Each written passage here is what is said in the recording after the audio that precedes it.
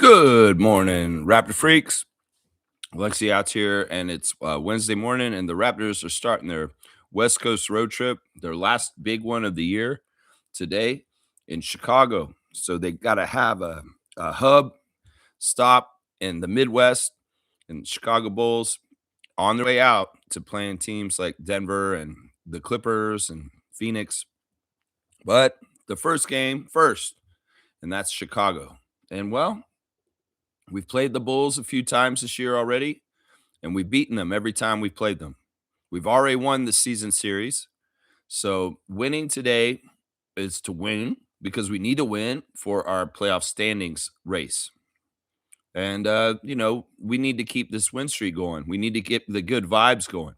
We need to keep the momentum going. And it's against the Bulls today. They're going to be wearing this jersey today, guys. The white chevron red is the jersey of the day, just for your information.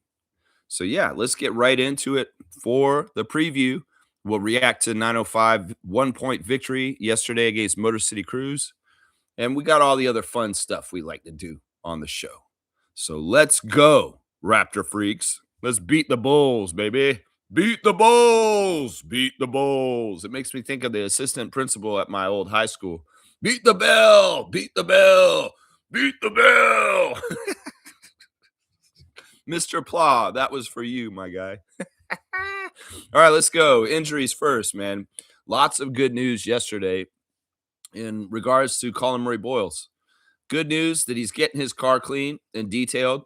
And also, I think good news that somebody offered to do it for him for free. But also good news that Darko expects him to return to the lineup during this road trip. He's not sure which game, but Colin Murray-Boyles has been practicing.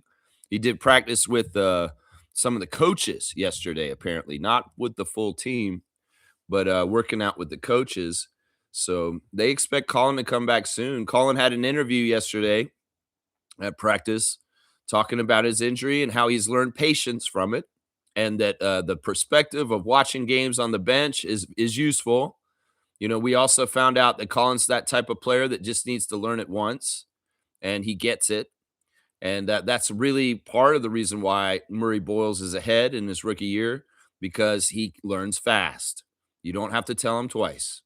So it's really awesome. And yeah, he was really piffed about the popcorn incident. And I say this, part of the reason why, as Emmanuel put it, is that the man plays on the court like a veteran, not a rookie. And he kind of carries himself off the court like that. So I have a feeling that the Raptors team wanted to show him, yeah, you're still a rookie guy, and you get popcorn in your car. And a lot of people are getting mad about this online. They think it's bullying. They think it's like jock culture that's toxic. They're saying, why would they do this to this guy? See, this is the problem. There's a lot of people that come into sports that don't understand some of the stuff from the traditions. This popcorning of cars is not new. This is something that's been going on around the NBA for decades now. And, this is much better hazing than drink your face off and possibly die from alcohol poisoning in a frat house. So get off your high horse, people that are judging Sandro Mamu and the rest of them for popcorning Colin's car. You feel so bad for Colin. The man makes tons and tons of money, and this is not a big deal that his car like that. Some of y'all are upset because they're wasting popcorn. You're crazy.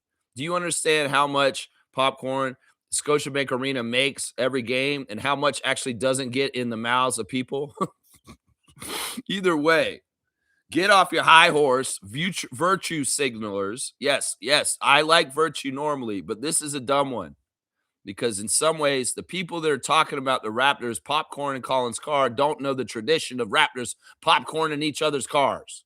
Fred VanVleet got his car popcorned. Colin Murray-Boyles ain't too good to get his car popcorn.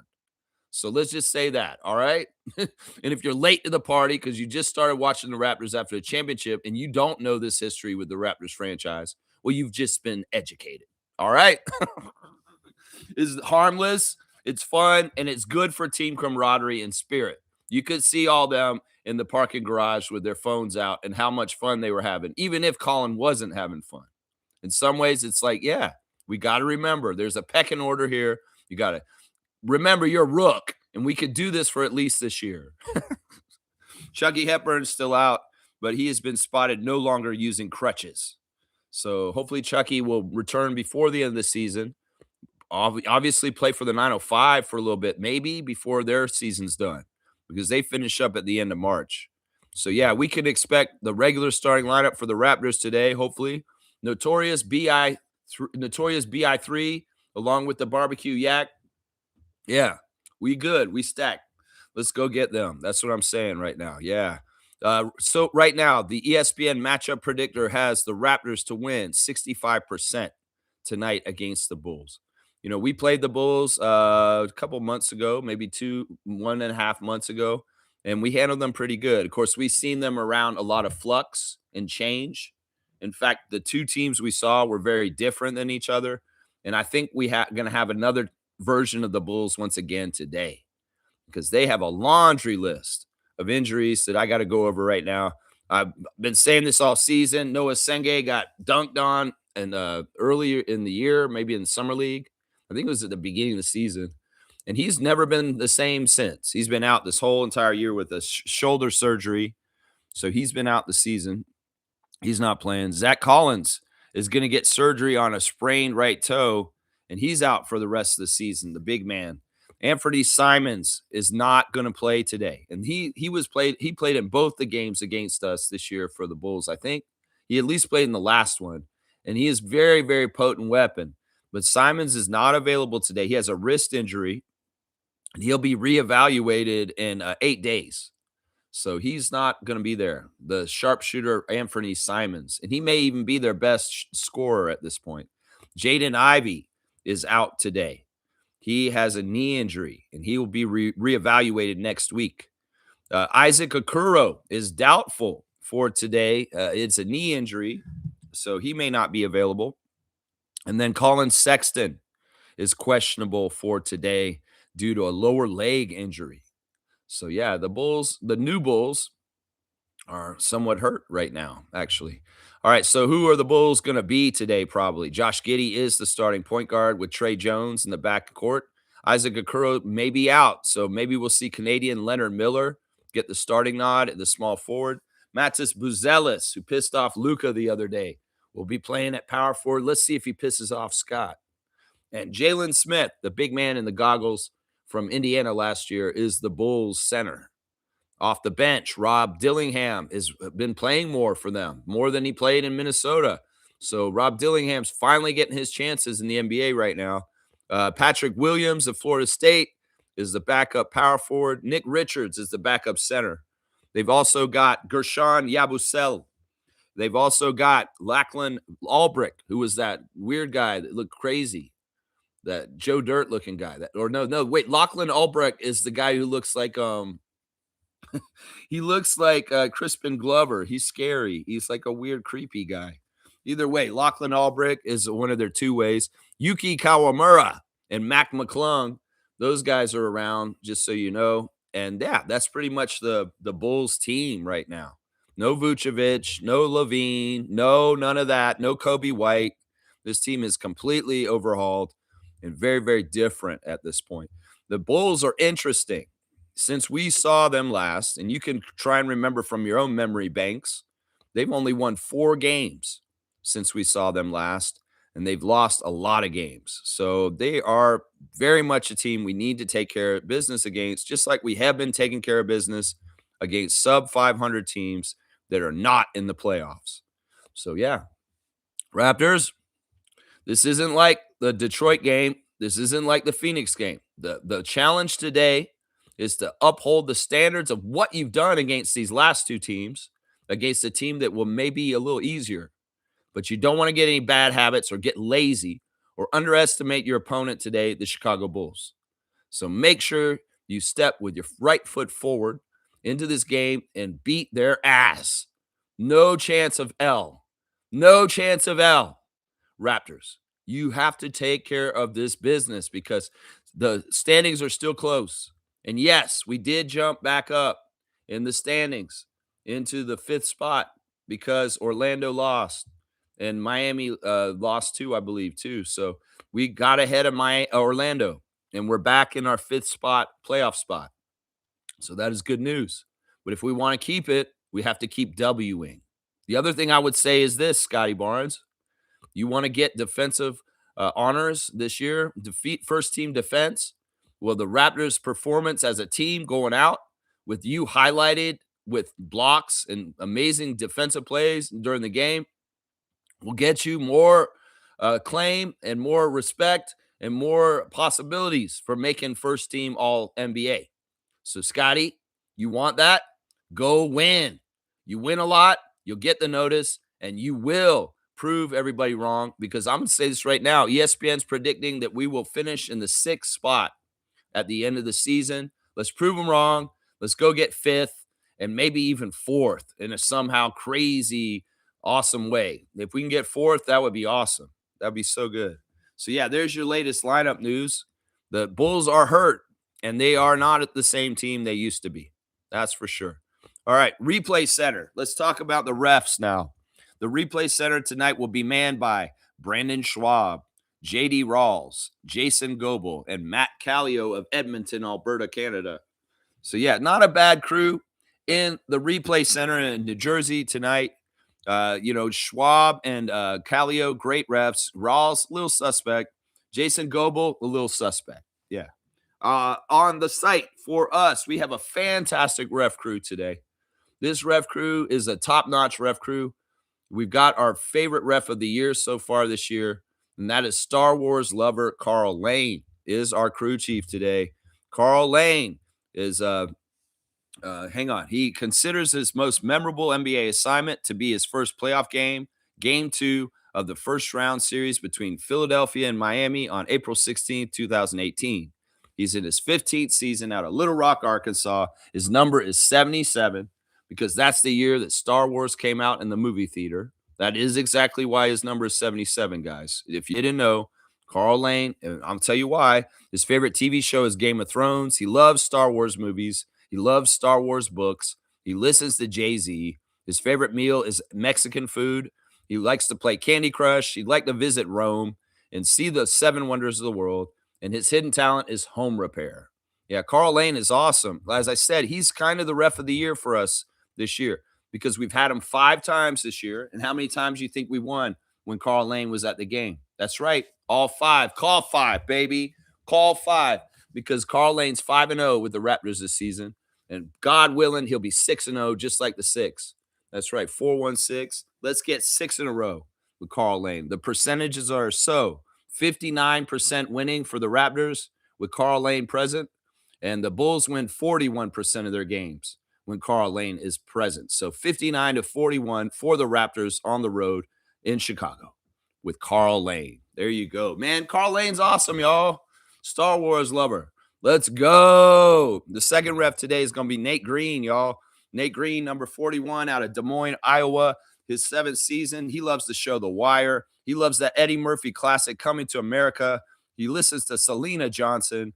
His favorite book is Lone Survivor. His favorite meal is tagliatelle bolognese. His favorite app is Netflix, and he'd like to visit Africa. The Iowa native was a standout basketball player in Indiana State, winning 1999-2000 Missouri Valley Player of the Year and Defensive Player of the Year honors. He played 2 seasons in the NBA G League and 7 seasons as a pro in Italy. Did you guys know that Nate Green played in the G League? I didn't know that until I just read that just now. Nate Green played 2 years in the NBA G League as a player. That's pretty cool. I got more respect for him from that in some ways. All right, now Nate is a good ref for us too. He's somebody that has been quite kind to us. This year, we're 1-1 with him. We did lose the last game he ref. So 1-1 with him so far this year. But we win 53% of our games historically when Nate Green is present. And the Bulls win 41% again. So 53-41 for the Raptors on the road against Chicago with Nate Green, the second ref. The third ref today is maybe even the best ref of the 3. Maybe. I think Carl Lane may be the best, but it's Danielle Scott, number 87, her 5th season out of Woodland Hills, California. She loves the Fresh Prince of Bel-Air. She loves Love and Basketball as her favorite movie. She likes the book Think Like a Monk. Her favorite meal is chicken tikka masala. She likes to use Pinterest. She most like to visit Iceland. She wants to learn sign language as her bucket list, and her hidden talent is photography. Yeah. The California native earned a bachelor's degree in business management with a minor in finance from Cal State Northridge. Yeah, Danielle Scott is not a bad ref for us. She's been very good this year for us. We've won 2 out of 3 of the games she's ref this year, and we have a 58% winning percentage all time with Danielle Scott. And meanwhile, the Bulls have a 54% winning percentage. So 58 to 54 for the Raptors once again. All three refs favoring the Raptors today statistically. Yeah. So yeah, great ref crew, guys. If you're asking for my expert opinion on the referees and my forte of studying them, this is a good ref crew. This is a good ref crew. Hopefully, I'm right, and I should be. But if there are any funny stuff, well, I'll go over it tomorrow and see where I was wrong. But I'm pretty sure this crew is going to be very fair, and the Raptors should be set up to take care of business as long as they play correctly and beat the Bulls correctly in the game. The referees aren't going to get in the way. That's what I'm going to say right now. So we shouldn't see any 8 versus 5 today, guys. That's what I'm saying. So there's your referee crew. And this is indicative. Our record collectively this season with these 3 refs is 8-2.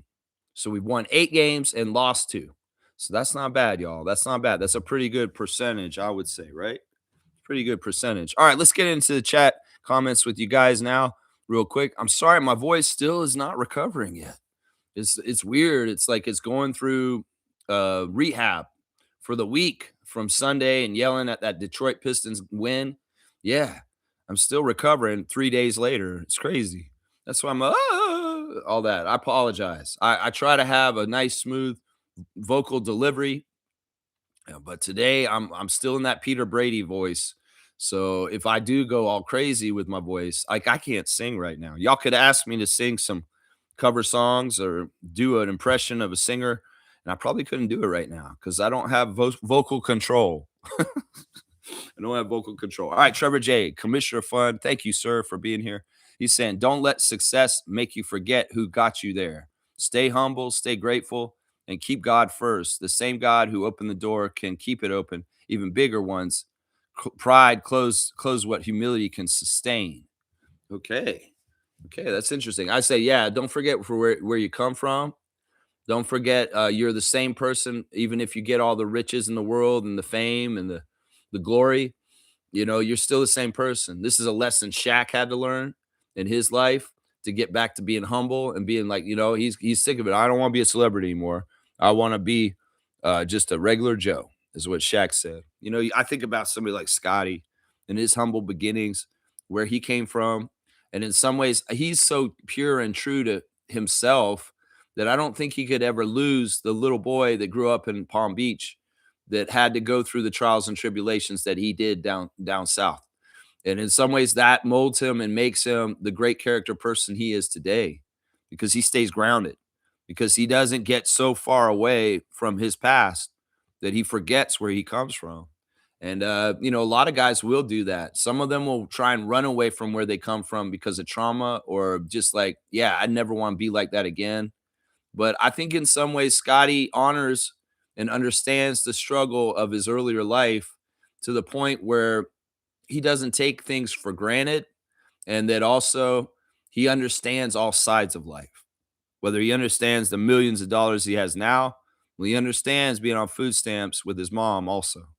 So that's something that's important, is to understand your journey and remember your path, and always remember, don't forget old versions of yourself, that the newer version of yourself, forgets that the old version may not be proud of the newer version of you. You don't want that. Blessings to the Jones family, all the Raptor Freak families. I appreciate Trevor's contribution to this channel daily.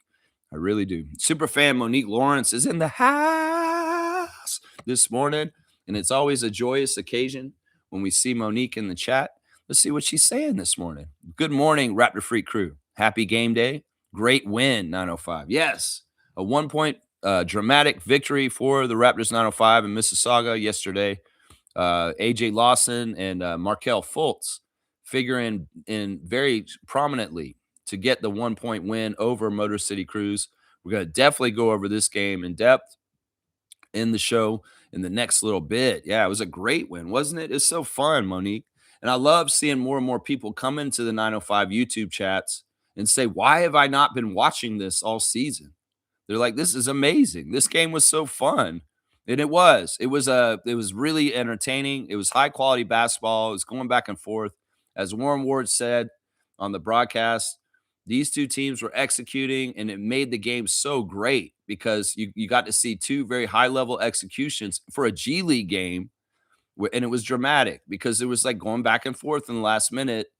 And they had to execute, and instead of missing and bricks and turnovers, no, you saw two teams executing offense successfully, and it looked like an NBA kind of feel. And not only that, it had a playoff intensity to it also that was unmistakable. Whether it was the kid crowd from the kids camp and all the campers being in the crowd being loud and having a really good attendance at a G League game, or it's just the quality standards of the two coaches and the teams to try and play as best as they can, and the teams playing at a high level to make a G League game not even look like a G League game. That game looked like an NBA game last night in Mississauga. And people that went to the game probably felt like they got an NBA experience, even though that's G League. It's amazing. It's amazing. I could never say that about the Raptors 905 in their games until last night. You had an NBA type score. You had an NBA type finish. There was just a very high level quality to the Raptors 905 victory over Motor City Cruise last night by 1 point at the last second. Drama, always drama with that team. You're never going to be able to rest comfortably with the 905 this season. You got to ride the ride with them. And in my case, I just say trust. Trust. Drew Jones has a great culture he built for that team the last 2 years. And in some ways, that's why I trust them. It's like, I know they could be down by 10 going into the fourth quarter, but I trust them because they're like that. And then the other thing about them that's amazing is if the game is close at the end of the game, they're more than likely going to win because they execute so well for a G League team. And they've done this all season long. This is not like a new thing. They did this right from the start as soon as the tip-off tournament or winter showcase started last November. They've been on the same team. And even with the revolving door of personnel changing, they have held the culture strong, and the themes of it go straight through the whole season, even with different people out there playing it. It's amazing. It is so amazing. Raptors back in fifth. Yes, I love this so much. We didn't do anything to do this, but we did it. We got there. And it's fantastic. We got to do our part, though, and win our game tonight against the Bulls to hold steady and stay up there. That's right. That's right. Tempo had their auditions last night for dancers. Look amazing. Yeah, this auditions happened this weekend. And Mariah Amber was one of the main judges judging the prospective dance team for the Toronto Tempo. And, well, good news, as Trevor's going to say in the next comment, the WNBA have officially settled their new CBA agreement. And, well, is this done in enough time to get them? It's a week late. Can we still do all this season on time to get it done? Is Teresa Resch and Monica Wright-Rogers and Sandy Brondello going to have to really hurry up now and try and get everything done for a preseason game in like 2 weeks? They have to have an expansion draft, a regular draft, free agency signings, all kinds of other stuff they've got to do to get prepared. Can they do it? In some ways, I'm going to be very amazed. The tempo to start here is going to be very fast-paced because they have to do a lot really fast. And the GM and the coach and the president of the Tempo, Teresa Resch, they have their work cut out for them. The agreement's done. The WNBA better not hold up anything now. They need to hit the ground running and get this shit done. This is amazing. In some ways, it's going to be so fast and furious.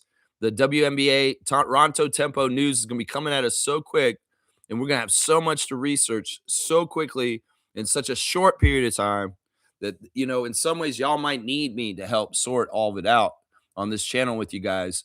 trying to look it all over. I have not even looked at the agreement yet. I just saw the news that there is one, so I cannot talk about the agreement in specifics right now until I get a chance to look over it later this afternoon.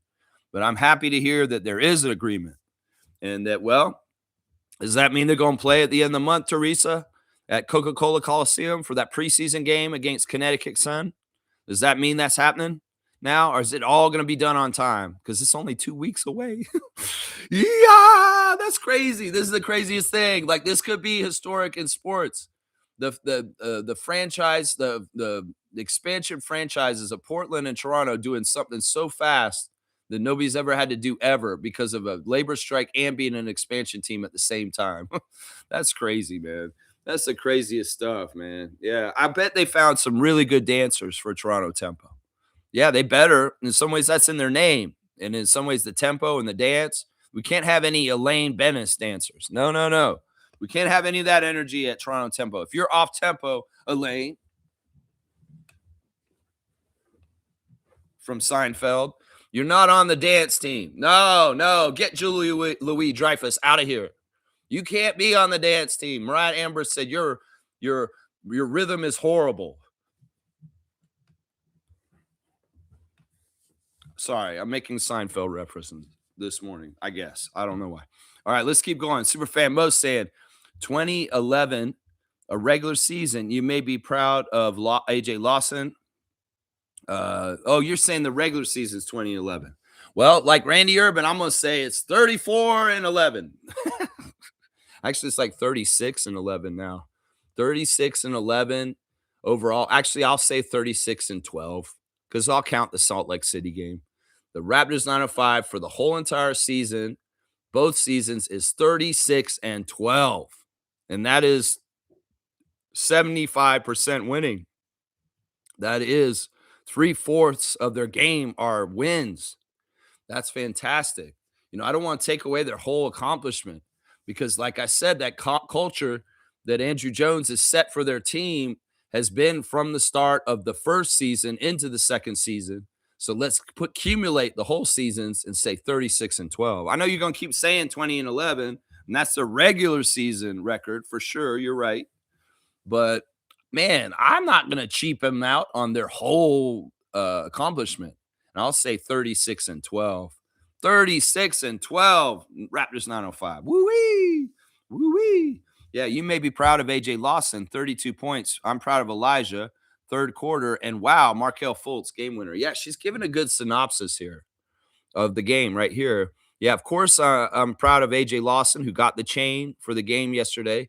AJ often gets overlooked for the chain, even though he's the leading scorer, because Andrew Jones wants to celebrate and recognize other guys for accomplishments. And AJ's just money. He's always there. In some ways, AJ Lawson and RJ Barrett are the same to their respective teams in some ways. It's like these are Canadian guys holding Canadian quality standards up. And they are honestly two of the most dependable guys on both teams. You can pencil in Lawson. He's going to do certain things for the Raptors 905 in the game usually. So he kind of gets looked over and kind of forgotten about sometimes because he's just doing what he does all the time. But he did get the chain. He did get the recognition. He is my number one star of the game. Yeah, Elijah Martin had a huge third quarter that keyed the comeback to come back and win. And then Markelle Fultz had a very strange basket to be the game winner. Something we'll talk about very in depth in a second because it was something that wasn't supposed to happen. That's the amazing thing about the Fultz shot. It's very interesting. All right, you know what? You brought it up. Let's go ahead and just do it. My number one star of the game is AJ Lawson, the bad man from Brampton. Well, he had important threes late in the game once again, like he has in recent games that they've won. There seems to be like a clutch three in the last 2 minutes or 3 minutes of the game for AJ every single game these days. 33 minutes, 32 points, 10 of 19 shooting, 5 of 9 from three. He made all 3 of his free throws this time, which is great because he had been missing free throws in recent games that have been bugging me. 6 rebounds, 4 assists, 3 turnovers, 1 steal, 1 block, a +3 for AJ Lawson in this game. Yeah, man. he's just pure, man, once again, and they interview AJ after the game, and he says he's living a dream, man. Him and RJ are so open about it. It's like kids from Canada, from the greater Toronto area want to play for the Raptors. And we have who knows what the next generations are coming up now. We got SGA coming from Hamilton. We got Dylan. We got Nickel. We got Jamal Murray. We got Andrew Nebhard. We got all these guys coming up from around the GTA. And, when they finally get here and they get a chance to say this, AJ Lawson, when he was on the Mavericks, he wasn't talking about the Raptors. But when he got here, his true feelings revealed. When he was on the Mavericks, he didn't talk about the Raptors. But when he got here, his true feelings were revealed. I'm so happy to be here. I'm living a childhood dream. I'm playing for Toronto Raptors, and I love that. That's what he keeps saying. Pinch him. Pinch him. RJ can't talk about it while he's on the Knicks. I'm on the Knicks. I'm playing on the Knicks, but you got traded to the Raptors, guy. Oh, my gosh. I'm playing for my home team. I'm playing for the team I dreamed of playing for as a child. How many of these Canadian guys around the league are like these guys? They're kind of just dormant, ready to play for the Raptors players. And if they just got that red jersey on them, they'd be like Kelly Olynyk and say, yeah, I'm sorry I did all those dirty things to you in a Boston and a Miami jersey, but now I'm a Raptor and I'm living a childhood dream of listening to Fan 590 and watching Alvin Williams play for the Raptors, and now I'm wearing the Raptors jersey. How many of these guys are like this? Because in some ways, you're going to hear these interviews someday, like maybe one of the Alexander cousins comes here and says, yeah, I've always dreamed of playing for the Raptors, and this is a childhood dream. And I'm glad to be here. I'm just saying there may be a pattern here.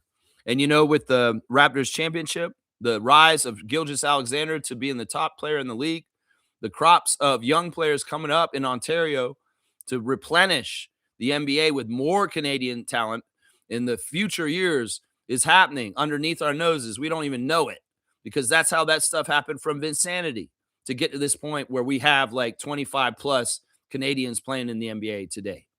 So, yeah, think about it. The Vince Carter effect was real. Well, the 2019 Kawhi Leonard effect is real too. And this is going to happen down the road. You're going to see it where we're going to have a bunch of Canadian young players coming up. And it's not just going to be some big old 7-foot something Oliver Ryu. There's going to be a lot of different kinds of Canadian players coming up. I'm telling you right now. Yeah, I'm telling you right now. My second star of the game for yesterday is Trace Jackson Davis. Got his second game with the 905 yesterday. We found out after the stream ended that he had been assigned to go to Mississauga and play as a big man. And in some ways, they needed him because of Isaac Jones on the other side of the court for Motor City Cruise, a man who beat us up in the Summer League, the Sacramento Kings against the Raptors, and we lost in the finals of the Summer League championship because of Isaac Jones. Well, he's a very big NBA caliber player, and he is dominant. He's been scoring like 35 points a game the last stretch that they were on. The Motor City Cruise were on a 5-game winning streak up until yesterday, and we were on a 3-game winning streak. And as Randy Urban said, something's got to give. Well, we didn't give. They gave, and we won. And Trace Jackson Davis was essential to this. I think that was masterful. In the past, I've questioned what is the reasoning between sending guys between 905 and the Raptors. Is there any rhythm or reason to the judgment calls that you're making on why you do this and do that, or you don't do this? This season, they have done more with supplementing 905 to be successful than ever. There's been many seasons where I felt like the Raptors could have helped them by sending people or whatever, or Luke Wynn was asleep at the wheel as the GM and not replenishing the stocks of talent on the team when they get rated, like David Roddy, Julian Reese, and Olivier Sarr got taken. No, they're on top of it this year, and they're supplementing, and they're taking care of things, and maybe even premeditating and looking at it. And, well, they decided TJD coming to Mississauga was a good idea because it gave them a better chance to win, and it was true. We saw that's part of the reason why this game was so good is because we had 2 NBA caliber big guys in the center position for both teams that were battling the whole game. And it was like both guys got advantages over each other at different times. Trace did not look as dominant in this G League game as he did in the first one he played a week or so ago. He was definitely a little bit more down to earth. He wasn't totally shacking them. But, yeah, alas, he had a great game. 34 minutes, 22 points on 8 of 13 shooting, 3 of 5 from the free throw line. His free throws are ugly. Ugly. And this is the thing, Trace. If you're playing in 905 G League, you need to make those free throws because they worth a lot. And man, missing 2 free throws the ugly way you do. But I'm glad you made 3 out of 5. 9 rebounds, 5 assists, 2 turnovers, 2 steals, and 2 blocks. So he got 4 stocks. He was stat stuffing with 5 assists and +1. Yeah, his assists were awesome. He had some really nice dishes in the game yesterday. And in fact, that showed a whole other side to things. Now, we heard more from Darko about Trace in the practice interview before they left to go to Chicago yesterday. He said basically this about Jackson Davis. And I know a lot of y'all have been in consternation and wondering why the hell aren't we playing him more on the Raptors? And why did we even get him if we're not going to play him? Well, Darko answered some of those questions yesterday. And if you didn't hear what he said, I'm going to tell you right now. He said this, that him and Bobby and the Raptors organization look at Trace Jackson Davis as a long-term project, that he is going to be hanging around with us. And we're going to develop him over a long period of time. And we're looking forward to it. And 2 of the things that are keeping him from the court for the Raptors are conditioning and understanding our system. In some ways, Darko is not totally confident with TJD on the Raptors playing major minutes in the rotation because we're playing at a very high level at this point in the season. You can tell by them ratcheting up the starters' minutes and lessening the bench minutes.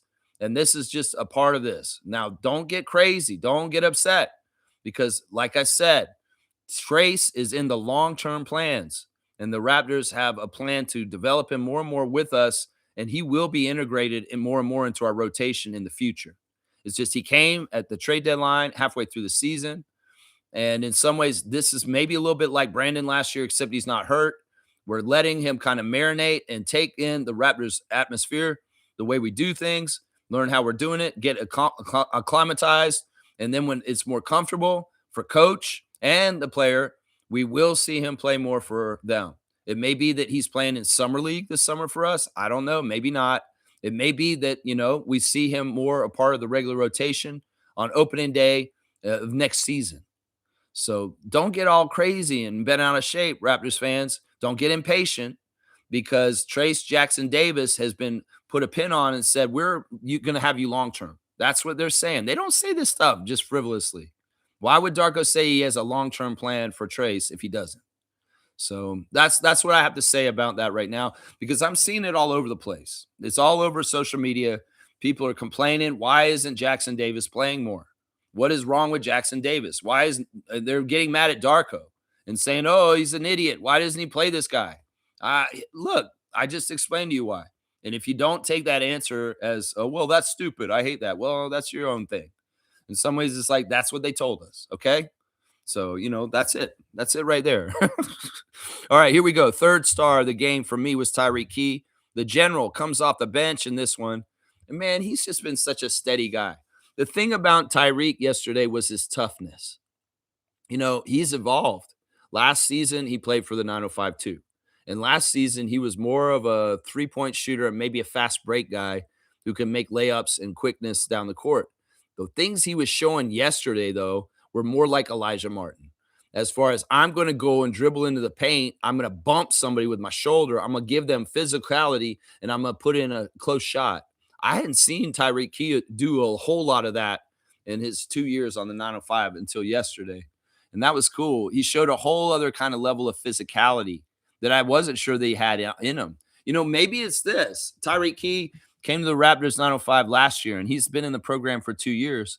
And we know that the Raptors organization has some of the best medical staff, but also strength and conditioning staff.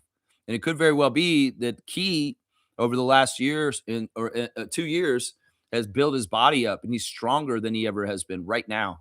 Because if I think back to when he showed up first at Mississauga, he was a skinnier guy with skinnier arms, and he didn't have as much upper body strength. So I think that I'll bet if you ask Tyreke Key, he would be very grateful towards the Raptors organization for helping him develop professionally his body to be even stronger. So I noticed that about Key yesterday. 26 minutes for him, 23 points off the bench, 7 of 11, 2 of 4 from 3, 4 of 4 at the free throw line. Fantastic numbers there. 2 rebounds, 1 assist, and a +4. Yeah, Tyreek is a scorer. Tyreek can shoot threes, but Tyreek can also do that Elijah Martin, I'm gonna bump you in the lane and I'm gonna make the shot over you like Martin does. So I respect that and I like that. And yeah, he really loves Mississauga. In fact, he really liked the jersey they were wearing yesterday, the Mississauga City Edition jerseys. He said he's going to take it home and frame it and put it up on the wall because he's so proud of the jersey that he wore last night. Elijah Martin is my 4th star, and it really was the explosion in the 3rd quarter that Monique just mentioned. He totally was a catalyst to get the Raptors 905 back on the right side of the score. We were down by like 10 in the 3rd quarter, and some of the nephews in the chat were saying, we're selling, we're going to lose. I'm like, man, do we have to do this every game? You got to trust your 905 and understand that they have a culture of coming back and making the best effort possible in the last part of the game to make sure they win. So stop this. Stop this madness. You're whining and crying. They're selling. They're selling. It's the 3rd quarter. You're an idiot. And they're only down by 9. So, yeah, Elijah, huge key because he kind of went on a personal scoring run just himself in the 3rd quarter to get them over the Motor City Cruise with the score. So, yeah, the numbers don't look great overall. They do kind of, but it's not that he had a monster game. It's just that he had a really important run that helped us get back to the winning side. 29 minutes for Elijah, 15 points on 5 of 10 shooting. He missed both his 3-pointers, 3 of 5 at the free throw line. Those 2 free throws he missed were horrible. They were in the last 2 minutes of the game, and they were absolutely free throws that could have iced the game to make it win for us easier. But he missed them, alas, and the game was even more dramatic because instead of a 3-point margin, it was a 1-point margin. And we were going back and forth and scoring 2-point baskets between Motor City and us to get to the end. And we just happened to got the last one in by Fultz. And then they came back and had a chance to win it at the last second, but we played good defense and they missed. And we won by 1. Woo-wee! That's what I say to that. Holy crap. That was sweating that one out. 9 rebounds for Elijah. He was a force in there fighting. And man, he's such a physical guy. And he really is a winner. He cares. And like he's out there. One thing I said in the chat yesterday, and I think this is so awesome. Elijah Martin's a shit talker. Elijah Martin will not shut up when he plays basketball. We've learned this. He's already talked trash to Joel Embiid in a Philadelphia 76ers game for the Raptors. He's just going to be doing this. But I think he's learned in a learning curve this season how to do it right, reining himself in. He's not totally just going all out with his verbal outbursts and talking trash. He's picking and choosing his spots. And I think that it also, in some ways, some of the trash talk can be distracting and take away from the good things he's supposed to do with his game. You really have to be smart with it and use it for your advantage. And in some ways, it's like, I like his edge and I like him talking trash, but he can't do it to the extent that it's distracting and taken away from his game. And I've seen more recently, he's reined it in to a degree, but he's still using that intensity and that desire to compete and fight in the right way, in a positive energy way. I feel like that's happening. And I felt that last night because that energy can go either way. That's the way it is with these guys like Dylan Brooks or Draymond Green or people that are very verbal on the court and they're always talking to people. It can go either way. It can go work against you. It can also work for you. And the masters understand how to make it work for them. And I think that that's part of the rookie journey for Elijah Martin is, you may not be able to talk trash like you did on the Gators. You got to figure out how and when and the right times and what the right thing to say is in the NBA. And that's different than in the G League too. You may be able to get away with certain talk to the referees and other players in the G League, but when you're on an NBA court, you might need to shut up. Let's just put it that way. Pick and choose your spots. And I think Elijah's having a better time picking and choosing which time, when, and where. That's right. My 5th star of the game and final star of the game is Markelle. I've been saying Markelle Fultz has been a bust on the 905 so far. This is his 3rd game playing for them. And this one, he showed a lot of merit. And I also see more signs of him connecting with the team correctly. And maybe this will all line up just in time for the G League playoffs. That if we can integrate Markelle Fultz to the point where he is helping us win more and more. And that crescendos into the playoffs as far as like, because he just showed up and he definitely has had disconnection problems with our team. But he's starting to show more connection now with more practice and a couple games under his belt with them. He did start. He got 26 minutes. He got 10 points on 5 of 13 shooting. Yeah, he didn't shoot well still. 0 for 1 at the free throw line. 4 rebounds, 8 assists, 3 turnovers, and a steal, a +6. Yeah, the reason why I'm giving Markelle Fultz a star is because I normally wouldn't give a stat line like that totally a star, is because of the game-winning shot. Basically what happened was we were up and then they went down the court and Isaac Jones muscled in a basket right underneath the basket to put them up by 1 at 122 to 121. We had like 16 seconds to go. They inbounded the ball. Drew Jones, he admitted after the game that he had called a play for AJ Lawson. AJ Lawson was supposed to take the last shot for the Raptors 905 at that point, but the defense of the Motor City Cruise cut him off from getting to what he wanted to do. So the backup plan, the on-the-fly improvised plan, was to dump the ball to Fultz. And Fultz, being a 9-year vet of the NBA, having some NBA experience and being a little bit more savvy, understood he had to get a high percentage shot and make sure he made it. And he did. He drove to the basket and made a layup around a defender that was pretty talented, and it was the game-winning shot. It put us up 123 to 122, and we won the game defending the last possession against the Motor City Cruise where they didn't score. So the veteran know-how and confidence and savvy, because especially like I said, he shot 5 for 13, y'all.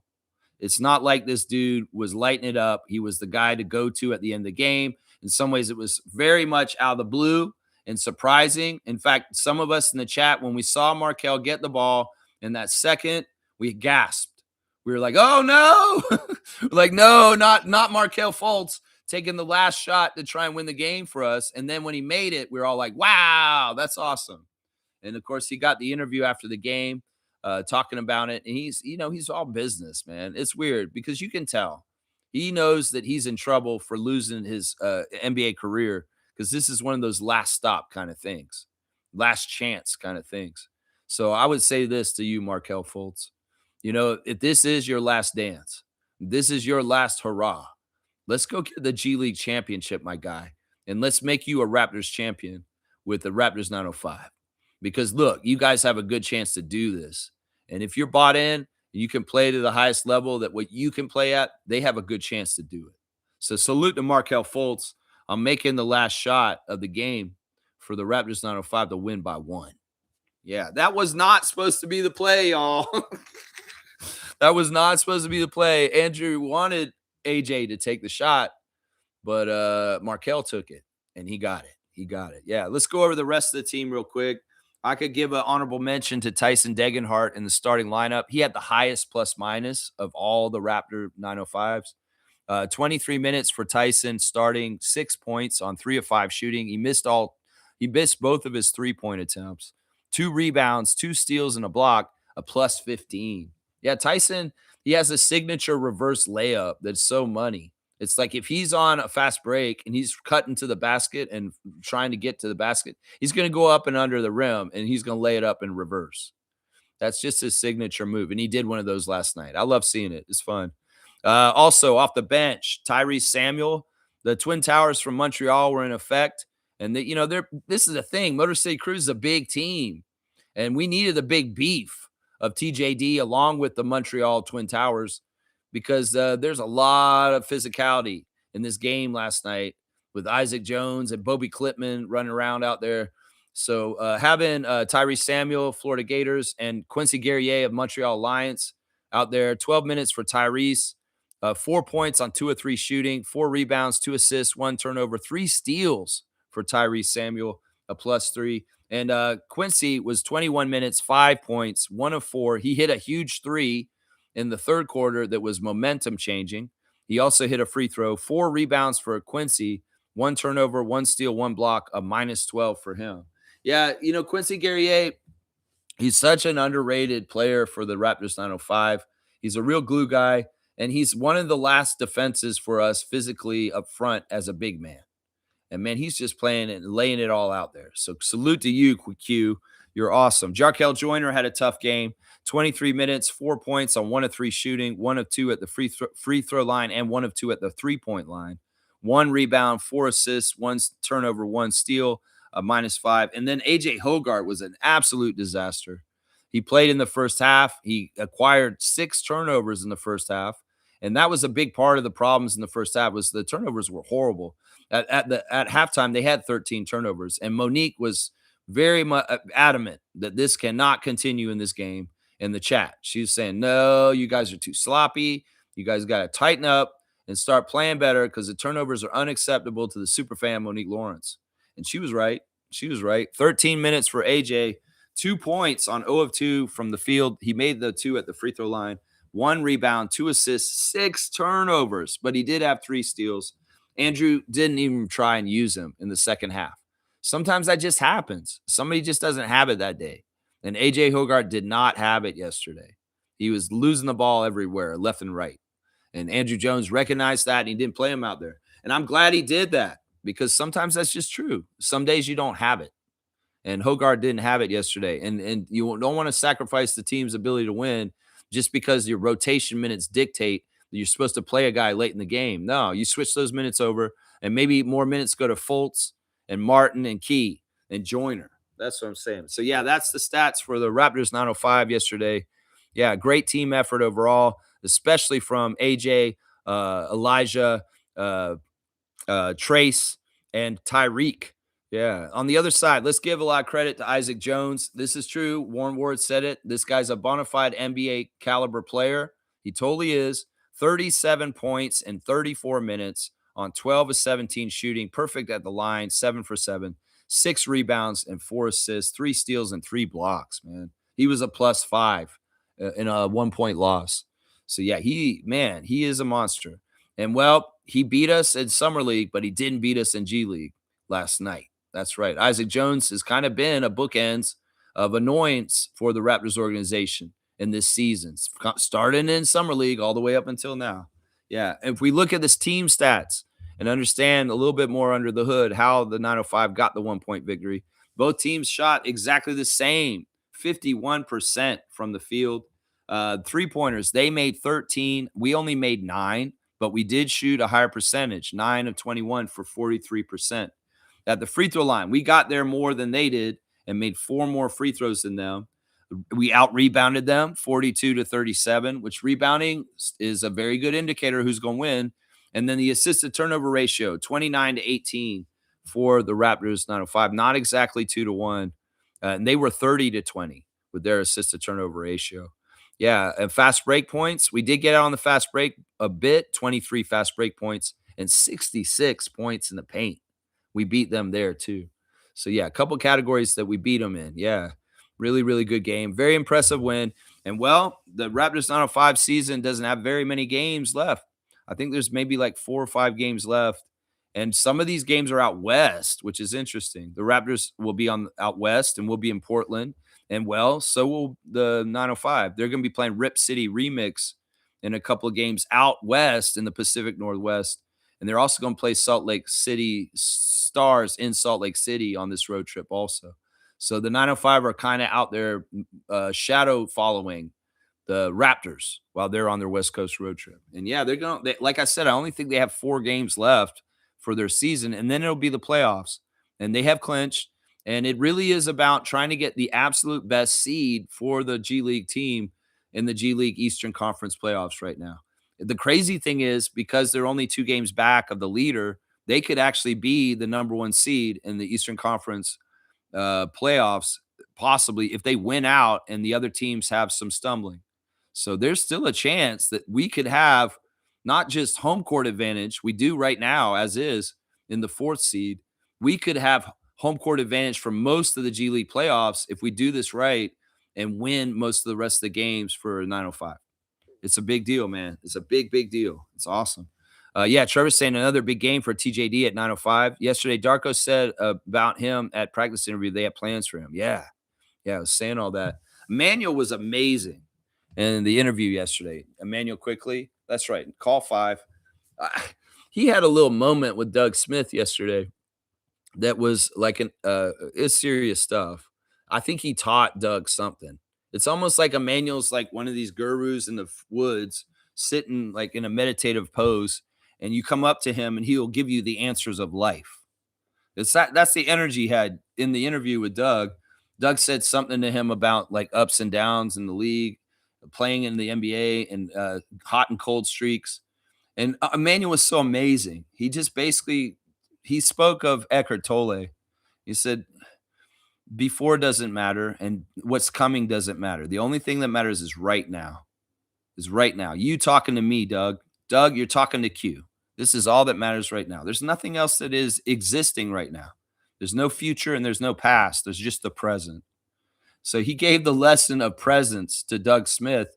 And he did it in a way where Doug was like, he had an aha moment. He's like, oh, like where it actually sunk into him. What Emmanuel's trying to teach him, the wisdom of life, is to stay present. Just stop fucking worrying about the future and stop going over the past. In fact, Emmanuel broke it down to this. It's like every possession, every shot, every game, it's all different and it's a clean slate. If I miss all these shots, because Doug was trying to be cheeky. He was trying to ask a question about the 1 for 12 in the last game in some ways, in an underhanded way, in a hidden way. He's trying to talk about that. Yeah. There are a couple guys kind of trying to make jokes on that. And Emmanuel's above it. He's like, everything's wiped clean after every single thing, right? I miss a shot, it's wiped clean. The next possession down, I don't remember that shot I missed on the last possession. I'm just going and doing what I trained to do and trying to execute the best of my ability with a wiped slate clean every single possession. So like a 1 for 12, who cares? That's what I'm saying. And a lot of nephews and casuals in Raptors Nation have been coming at Emmanuel with all kinds of crazy garbage, but that's not how this works. And in some ways, they need to start getting in the presence mindset like Emmanuel quickly. There's only the present. There's nothing else. And every single time he takes a shot, every single time he comes to a game, that's the only one that matters. Chicago matters. This possession right now matters. This shot I'm taking right now matters. I missed it. Okay, I'll take the next one on the same possession because Jakob got the offensive rebound. And he's throwing it right back out to me. And I'm going to take a second shot on the same possession. Did I think about the shot I just missed on this possession like 2 seconds ago? No, because it's wiped clean. It's only now, present, now is only matters. And Doug Smith finally had an aha light bulb go off in his head. He's like, oh, like he had a moment of wisdom come to his brain all of a sudden. Now he understands. This is what he fucking means when he's saying it's presence. It's present. Be present. So, Manuel, quickly, you are a spiritual guru and you are a force to enlighten the masses because of your beliefs. And this is exactly right. And I want casuals in Raptors Nation to take note of the idea of presence and the present moment. And everything doesn't matter. In some ways, Grady's got to have the same mentality like IQ. The last shot doesn't matter. You starting over again, do it to the best of your ability, execute, and make it. Because it doesn't matter if you miss 6 3-pointers if you make the 7th one that wins the game at the end of the game. That's part of it right there. That's part of it right there. Yeah, most saying we should beat the Bulls, but we can't take them lightly. No game in the NBA should ever be taken lightly. I don't care if it's the Pacers. I don't care if it's the worst team in the history of the NBA a couple years ago that was the Pistons. No, it doesn't matter. We can't take any game lightly. Every team can be hungry and dangerous at any time. And the Bulls are on that like that. And Matas Buzelis is a talent that we should respect and we should try to contain and guard very well today. In fact, I'm going to expect Scotty guarding him a lot because he may be their primary weapon that's dangerous on the other side. So I'm hoping that they'll put number 4 on him and shadow him up real nice. Yeah, give him that Barnesitis. Barnesitis? I don't know. I've been saying Barnes syndrome because we have the OG-itis. But yeah, whatever we can do to lock up and turn the water off like plumbers on Scotty Barnes. Scotty Barnes doing that to Buzelis. That would be good. That would be good. Isaac Jones shouldn't be in the G League. Yeah, that might be true. That may be very, very true. I don't know if he plays a whole lot in the G League with them, but I agree with this. He's definitely above that talent level. Definitely above that talent level. It could very well be that the Pistons just don't have a whole lot of room for him in the regular rotation, just like Trace. and they're stashing them and continuing to develop him down there. And they're just loaded up. They got Beef Stew, they got Darren, they got all these other guys up there ahead of him, but he's good for depth for them. So yeah, I mean, I get what you're saying. He is definitely better than the G League. He's definitely, yeah. This game doesn't make me nervous as the rest of the four games. The game tonight against the Bulls, as far as the road trip, yeah, yeah. This is kind of a good starter to get out west, to hit Chicago first. Yeah, because the other games are all dangerous. They're very dangerous. We're going to go to Denver. We're going to go to Phoenix. We're going to go to the Clippers. We're going to go to Portland. Yeah, Portland may be a little easy too, but we'll see. It depends. Portland can be dangerous. So, yeah, we'll just have to see. One game at a time, only focused on Chicago, and at least it's an opponent that we can have a tune-up on and not have to maybe not be as crazy defensive, maybe not as a crazy intensity as like the last two games we just played with the Phoenix and Detroit. We'll just have to see.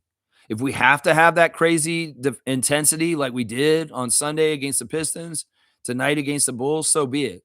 Anything to get that W. Just make sure you do it. This is what Scott's motto's been recently. Scotty's saying after the games, we got to do what it takes to get the wins. And that's what he's trying to do out there when he's out there fighting the Pistons for rebounds and blocking shots and playing top-level defense and helping to lead the team. He's got to do what it takes to win. He's got to do the things that get the win. That's what he's thinking in his head right now.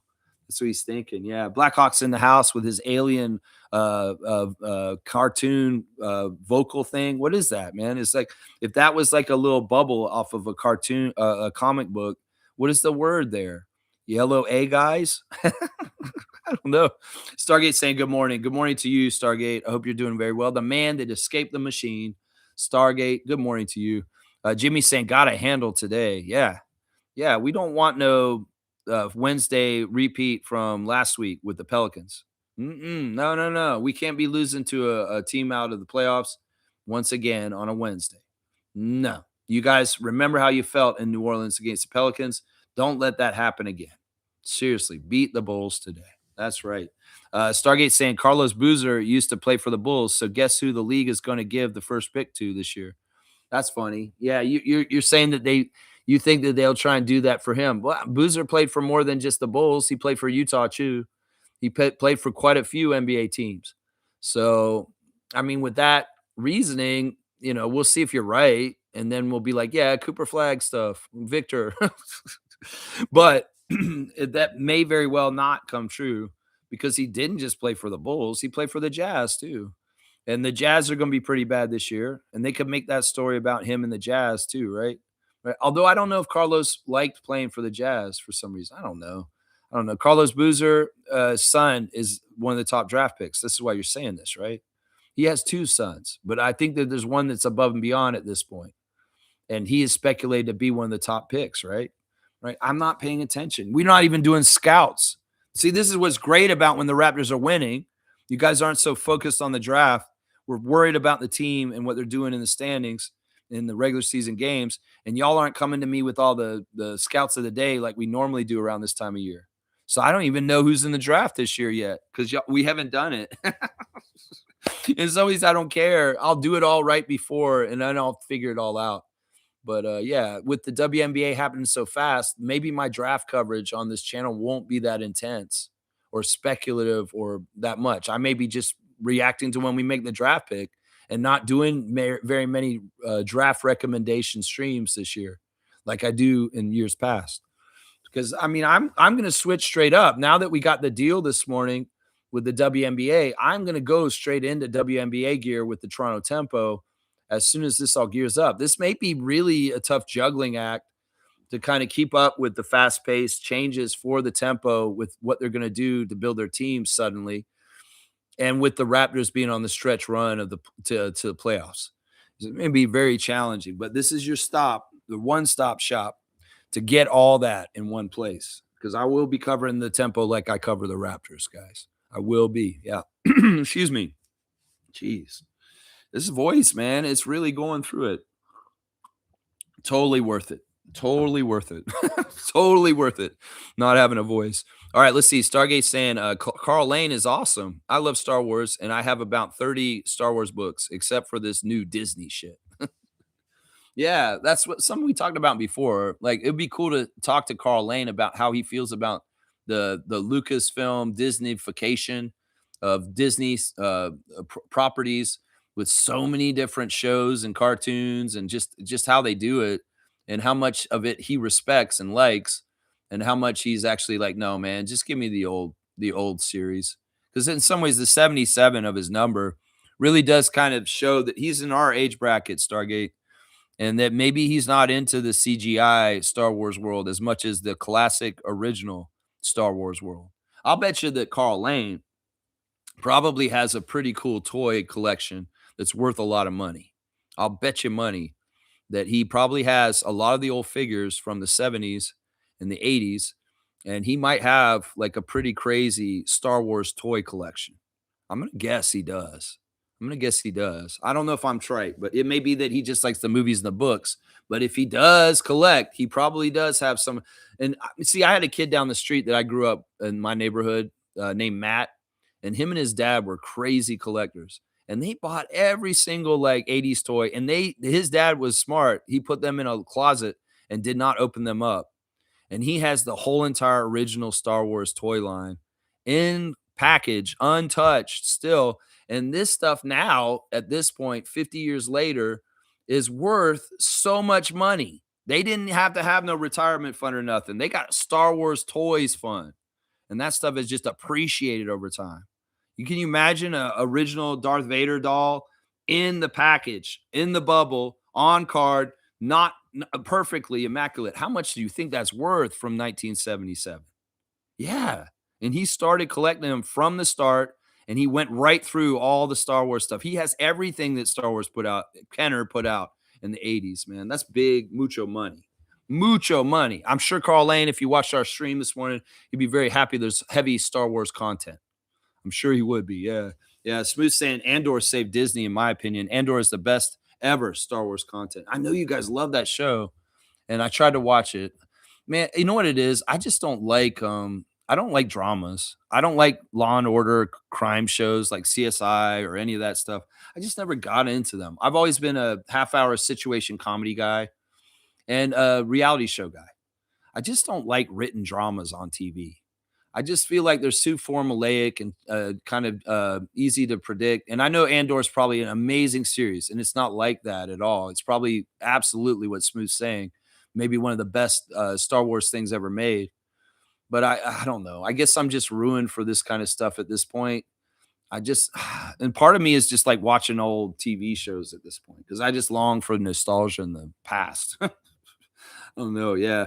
Neil's saying this. We need to get this game in order to close the gap on the Cavs. Yeah. Yeah. I think the Cavs lost last night, didn't they? Yeah. I mean, if they can slip a little bit and we can kind of catch them and still get a home court advantage by the end of the year, that'd be fantastic. And that'd be going against what these prognosticators in the ESPN are saying this morning. Because, well, they've got the ESPN power rankings out this morning, guys, and they dropped us another spot. We were 14 last week. Now they say we're the 15th best team in the NBA. And this is their reasoning. They're talking about unsung heroes for the teams on this week on ESPN Power Rankings. And they're saying this. In his first season in Toronto, Sandro Mamukelashvili has quietly been one of the NBA's most productive backup bigs, averaging 10.8 points per game on 63 true percent shooting. The 6'9 Mamu has played in 65 of 67 games for a team in desperate need of size, with the more heralded Jakob Poeltl and Colin Murray-Boyles both missing long stretches due to injury. Mamukelashvili's availability has been a boon to Toronto. So they dropped this one spot, and they put the Hawks over us. So they think the Hawks are better than us, even though we swept the Hawks this year. Once again, doesn't this shit matter, NBA? Like ESPN, when you do your power rankings, we swept Cleveland and we swept also Atlanta. Why the hell are they so high in the rankings ahead of us? Like Cleveland's 7. We swept the Cleveland Cavaliers this year. How the hell you put them at 7 and we're at 15? I'm just sick of this shit. Y'all don't keep into contact the personal records between the teams. You should be looking at that. And if there's a team above us that we've beaten them in the season series, your power rankings are wrong. I'm just going to say that. So flipping Atlanta Hawks above us from last week. Why? Because they have Magic City and they beat the Magic. Well, we beat the Pistons, motherfucker. You're not going to take that into account, Zach Cram, with your bullshit on the ESPN power rankings? No. Your power rankings are shams in ESPN because you do not take into account the record versus teams. And we have swept the Cavs and the Hawks, and you've got both of them above us in the power rankings. Shame on you. Shame on you is what I'll say on that. That's right. That's right. Stargate saying Andor is okay, but not even close to being the best ever Star Wars content, though. I have at least 10 books that destroy Andor. Heck, even The Mandalorian is way better than Andor. This is all perceptive and like your own opinion. It doesn't matter. Reggie can have that be that, and you can have that be that. And I'll be saying Empire Strikes Back is the greatest Star Wars content ever. And that's what I'll say. And I'll just stop there. I'll just stop there and say it's The Empire Strikes Back, guys. That's it. That's it. That's it. And we're all right. It doesn't matter. RJ Phillips is here. Randolph. Good morning, Randolph. Game day blessings, beloved Raptors freaks, fam. When others try to pull you down, know that they are beneath you. Keep climbing. They won't be able to handle your gravity. And on that note, you know what? Since it's a game day, and I've been doing this recently, and Randolph is such a great spiritual leader, I'm going to go ahead and do my prayer for the game right now on the air. I hope this doesn't turn anybody off. I am not a non-denominational person. I find my faith personally through, just my own beliefs. I'm not in a flock. I don't go to church. I'm not, I don't consider myself, so to speak, I'm traditionally from a Christian background, but I'm not tethered to it in the sense that it's like how I self-identify. It's more that I'm a spiritual person on my own, and I have beliefs that take beliefs from all kinds of different theisms. And it's not about, one being right or wrong. So I don't want to turn anybody off. I am going to do a prayer right now, and it may be based in Christian ways, but it's not necessarily supposed to turn anybody off. Let's just do a general prayer. Dear God, glory to God above, great God above. Thank you so much for another day today. Thank you so much for the food on our tables. Thank you so much for the roof on our heads, the clothes on our back, the people that love us, the friends and family, and the people around us in the community that are our community that we can share community love with. I appreciate you every day for what you give us. I do not take it lightly. I do what I do on this channel out of the glory of God to serve you and not in my own ego. I do this because I want to help the world be a better place. I'm asking you humbly today to protect the Toronto Raptors from injury, to protect the Chicago Bulls from injury, to protect the whole entire NBA from injury, all the athletes that compete around the world, all the people in the world, all the organisms in the world from harm, from ecocide, from genocide, from murder, from rape, from pedophiles in the White House, from people that would try and incarcerate people just because they are deemed illegal. I want you to protect everybody around the world because I believe everybody is a valid human creature and an animal or whatever organism they are that you created, and that when we destroy what you created, we are against you, and that isn't right. So to the greedy people that are only valuing money, to the people that worship money as their God, they do not understand the true God that I understand. And that is love and life. And that is the essence of God above. Amen. Thank you. That's it right there. I appreciate everybody for allowing me to indulge in that. This is a prayer I do every day privately normally, but I think I might start incorporating it on the show. And as a spiritual leader to me, Randolph, I appreciate you. Blessings to the Phillips family and all the Raptor Freak families. That's right. Yeah. Yes. Smooth saying within my context of Star Wars, it is. And listen, guys, we could do a poll. I mean, let's do this. We've got a couple of things here. We're going to go ahead and do a poll and just for fun. And let's see what everybody kind of comes to a consensus on. This is what democracy is. What is the best Star Wars content? And this is for you, Carl Lane, obviously. Let's see. We're going to put in Andor. We're going to put in Mandalorian. We're going to put in Empire Strikes Back. We're going to also put in Other. Okay, there we go. There you go. The poll is up till the end of the stream. You guys, we're going to figure this out right now. What is the best Star Wars content? I hope Naco the Nacho's here to put his vote in because he could be able to tell us on this too. That's right. That's right, man. Let's see. Excuse me. Jeez, my voice is really bad. It's gotten worse and worse. Monday was all right. Now, yesterday was starting to get worse, and now today it's just like blah, crazy. Yeah, let's see. Smooth saying no Jedi, no Sith. The formation of the Empire from the ground up, the human struggle. That's what it is to me. See, it sounds like Andor is like just a really good, timely series for the current events of the world. Like that's the thing that Reggie's made clear to me in the last couple of years when he brings it up to me and why he wants me to watch it is because the lessons and the storylines in the show are pertaining to current events and things that could be possibly going on around our world. And I like that. I like that tie-in, especially if it's like in the tradition of Lucas trying to be like kind of telling moralistic stories about power and greed and fighting for what's right and those kind of things. It's just layered in Star Wars mythology. And if Andor is true to all that and it continues to another level, those kind of lessons to more modern world like right now, that's fantastic. And I bet it is really, really good. I'll bet it's really, really, really good.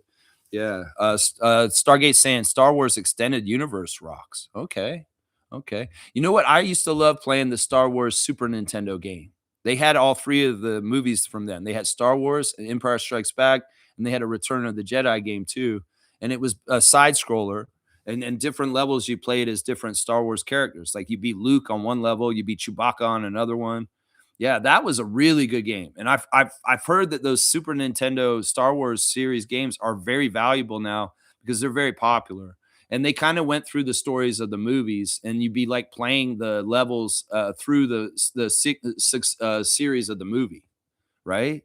You know, like you play in the Empire Strikes Back one, you have a Hoth level, and then you have like Cloud City and stuff like that. It's pretty cool, man. Pretty cool. Criscom's saying this 10-point minimum Raps win coming up tonight. All right. I like great Criscom coming in with the prediction of the day. He's going to say we're going to have at least a 10-point victory for the Raptors tonight against the Bulls. I like it. This man's pretty good with his predictions. That's right. Smooth saying this. There's some really cool fan-made Star Wars stuff online that I love. Man, there's so much original stuff that's just amazing. Like that's the prices right now. It's crazy. Star Wars Legends. Okay. Oh yeah, those are really good. Although a lot are AI. Okay, interesting. Fiercey's here. Good morning, MJ. Good morning, fam, and happy game day. Let's keep the momentum and get the dub tonight. That's right. We got to keep it going. Man. Got to keep it going. And Stargate saying he's a Star Wars junkie like Carl Lane. Man, y'all probably could kick it pretty cool. Like, that'd be cool. Like, what if you were just hanging out downtown Toronto and Carl Lane was in the restaurant? Stargate, if you saw Carl Lane in the restaurant, would you go up to him and say, hey, man, I know you like Star Wars. I wanted to ask you about something. You know, would you do that? Like, if you saw Carl Lane in public, would you approach him? Because he's a public Star Wars aficionado. It's just out there. We know it because the ref report. It's like, would you approach Carl Lane in Toronto in public at a cafe and say, hey, I want to talk to you about Andor. I want to talk to you about what's your favorite Star Wars movie or something like that. That'd be a fun conversation. And he'd be like, you know, you'd be doing us a favor too, Stargate, because you'd probably be like, you know, he'd be like, man, Toronto's cool. They have some really good Star Wars fans up in Canada. And yeah, you know, maybe Carl Lane will give us even better calls because Star Wars fans are coming up to him and talking to him about Star Wars. And he loves probably talking about Star Wars. That's the thing. And if you're knowledgeable because you know all the books, you could probably like really, really impress him. It's like Stargate be busting out like, yeah, in this book, you remember in this part in this book is like this happened. Man, you really know your Star Wars. I didn't think anybody else was reading those books. Yeah, I know what I'm talking about. And he's like, Carl Lane's like, man, you're cool, man. Maybe you even become friends with Carl Lane, Stargate. Maybe you even become friends with him. He's like, yo, man, when I come back to Toronto next time, we should hang out. You know, something like that. That'd be cool, man. All of a sudden, Stargate's like buddies with the NBA ref. You know, that wouldn't hurt. That wouldn't hurt at all, would it? That wouldn't hurt. Conspiracy saying great news for the WNBA. Finally an agreement. Yeah, this is such good news. I'm so happy. This is a week too late, but at least it happened. And now, well, the scrambling begins. Can they cram in like 3 months of activities into 2 weeks? 2 weeks. It's like 3 months of stuff they're supposed to do in 2 weeks. This is insanity. This is exactly like the NBA trying to restart the season after the pandemic season and the finals that went into the fall and starting the season like within like 2 weeks of the when the last one just finished. It's crazy. It's crazy stuff, man. So crazy. Reggie's saying, "Yep, I love Luke Skywalker and Yoda." Yeah, they're coming out with a cosmic story of Cassian Andor, set after Andor and before Rogue One. Can't wait for that. This is only because Carl Lane's the ref today. We can do this exit off of the regular content for the show and do a little bit more Star Wars heavy here. But I would say this: that's not Milbester the channel, guys. I just say that. Kaz is here. Good morning, Raptor Freaks and Lex. Good morning to you, Trucker Kaz. Keep on trucking, my guy. Keep on trucking. That's right. Going in the playoffs this week, and Kaz is going to get one of those last playoff spots. And let's see how he does against the one defeated in the first round of the playoffs next week. That's going to be tough, man. Neil's saying this: the 905 is going to bring growth to Fultz. Man, it's is this too little, too late though, Neil? Seriously, Markelle Fultz is on his last like chance. And I'm not seeing the whole crazy like things he's doing there as being a gateway back to the NBA. If he's going to shoot 3 for 15, he's not going to get back in the NBA. No, he's not. I mean, and that's kind of what's been happening lately. But either way, we wish Markelle the best. And he's playing for 905, so obviously we're rooting for him. So just kick some butt. I have tempered expectations on him. In some ways, it's like I have no expectations from him. Whatever he does is it helps us. I'll be very happy. That's basically what I'll say about Markelle Fultz right now. G saying this: congratulations to Venezuela for beating Team USA to win their first ever WBC. It's WBC. Hi, Milbester. Yeah, this is interesting. So I figured, because I'm not paying attention to it at all, when Bester was sad about Dominican losing to the USA, I figured that was the final, but that was the semifinal, huh? And they still had to play Venezuela. Well, this is interesting. Isn't this some country that the U.S. just did some shady stuff to and took their leader away? And there's all kinds of weird energy between USA and Venezuela because Venezuela's oil is taken control by the USA. This is weird, man. I thought the State Department would have wrapped this up, just like the Canada final in the hockey just recently. Like when they wrap it up and make sure USA wins, because in Trump world they're corrupt and they're just gonna make sure that the USA's winners and the perception, and they're gonna lie about their country. They're gonna lie about how great they are, even though they're just falling by the wayside like crazy right now. I figured that they would just rig the game and the United States would beat Venezuela because that's a PR nightmare. In some ways, this is a great victory for the country of Venezuela. I love that y'all beat the USA. Congratulations. And I hope Milbester's happy about it too.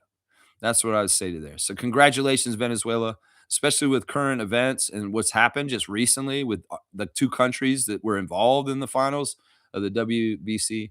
Some people are saying that, maybe they should have had like something on the line for this game. And maybe that means U.S. get the fuck out of Venezuela is what the win. They win it. Well, you got to leave. That would have been awesome. That would have been awesome.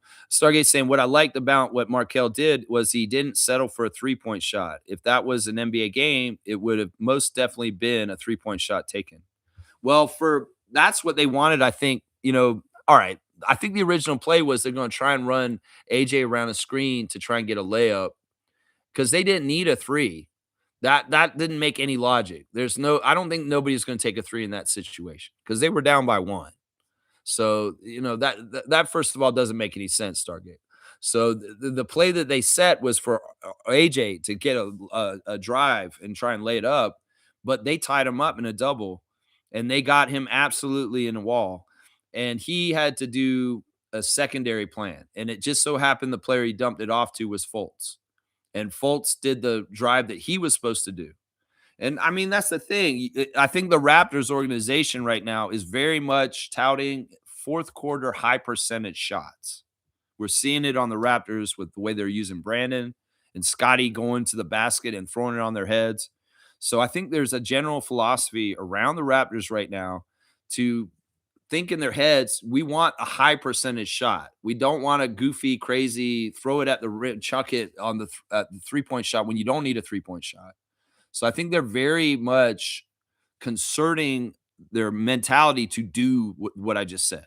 High percentage shot. What's higher percentage than a layup off the glass that Fultz hit? That's what I'm saying. So I think it was just the switch up was that, Fultz knew the plan for AJ. So if he couldn't do it, he knew that the plan that Drew Jones wanted was a high percentage shot at the basket. So he went and executed it you know. So it was a vet move that got it, and he was doing vet moves yesterday. He did do some veteran stuff in certain ways that was pretty awesome, especially using his physicality.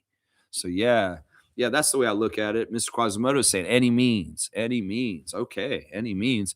G saying my nephew is extremely talented, but gets nervous at times, which can hinder him.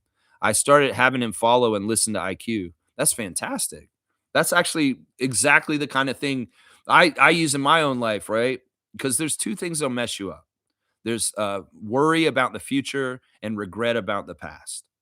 And you can regret about the past is something you should try and work through and get rid of. If you need to go to therapy, if you need to talk about something, if you need to like kind of get peace about it, you got to rationalize it to the point where, well, this is what happened. I can't do anything about it now. I have to move forward into the future, knowing my mistake and understand to learn from it and try and never have it happen again. It's that kind of energy. And then like the worrying about the future is like, well, you're worrying about something that may never happen. So it's like why I put that energy in there. So it's like the only thing that matters is the present moment now. What am I doing right now? I'm talking on a mic on YouTube to the Raptor Freak family and the Raptor Freak channel, and we're talking about basketball and Star Wars and stuff like that. That's what I'm doing right now. The other thing that you should teach your nephew is that to never mistrust your path.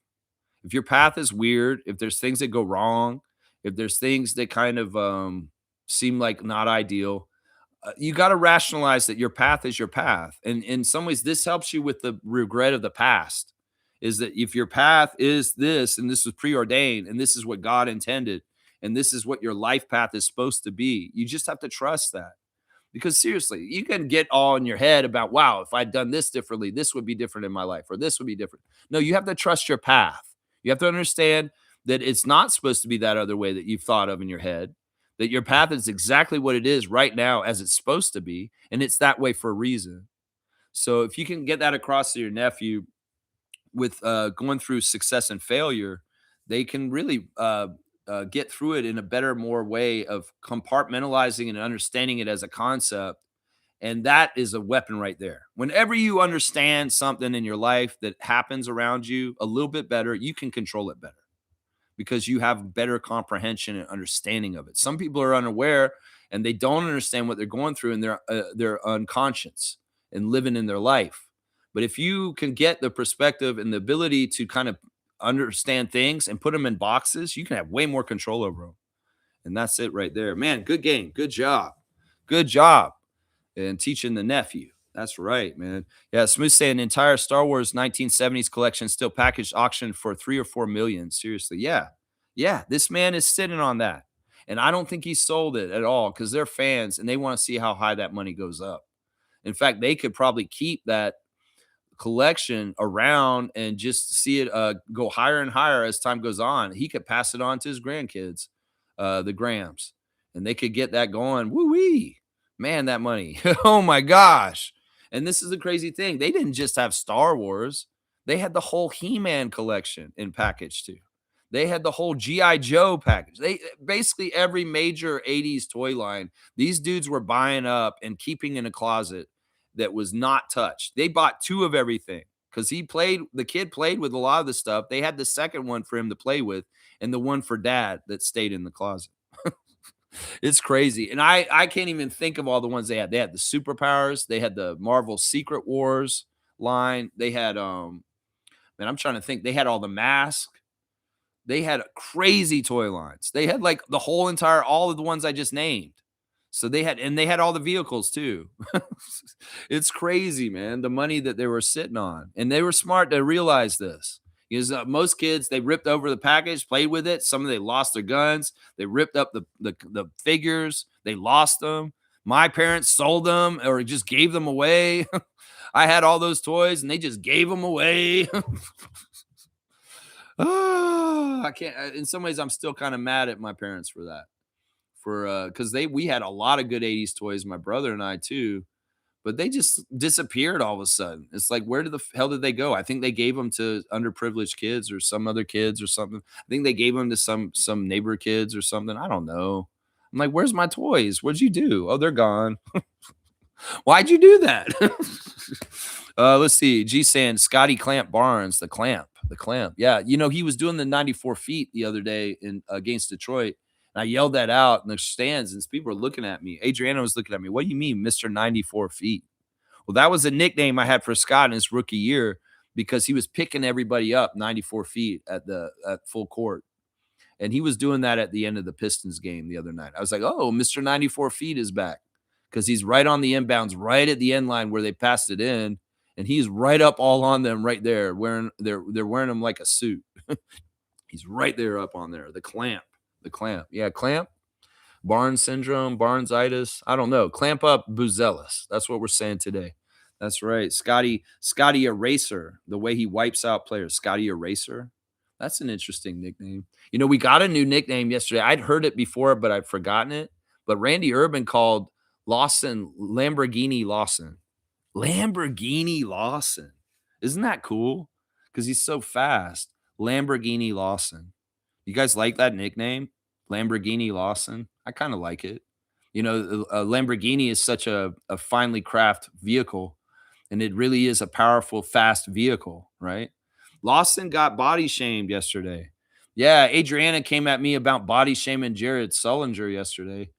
But, AJ got body shamed in the interview after the game yesterday. And two different reporters were pointing out he's so skinny. What do you do? You're so skinny in this league. How do you play with being so skinny? AJ got a little hurt by it. He did. Was like, I may be skinny, but I'm strong, guys. See, I'm strong. And I'm also one of the fastest players in the NBA. Okay. But I'm strong. Okay. It's like, people are trying to say you're skinny. You're skinny. That body shaming can go that way too. And say you're too skinny. You're too fat. It can go that way. But yeah, the reporters were body shaming AJ for being too skinny yesterday in the interview. And I was kind of like, what the fuck is this? This is out of pocket. Where's Adriana? We need her to go down there and tell these people off for body shaming. Yeah, but AJ, he handled it with grace. And he made it very clear that, like, yes, I understand I'm a slender dude, but I'm very strong. I work out hard with weights, and I'm a lot tougher than I look, okay? And I am considered one of the fastest players in the league.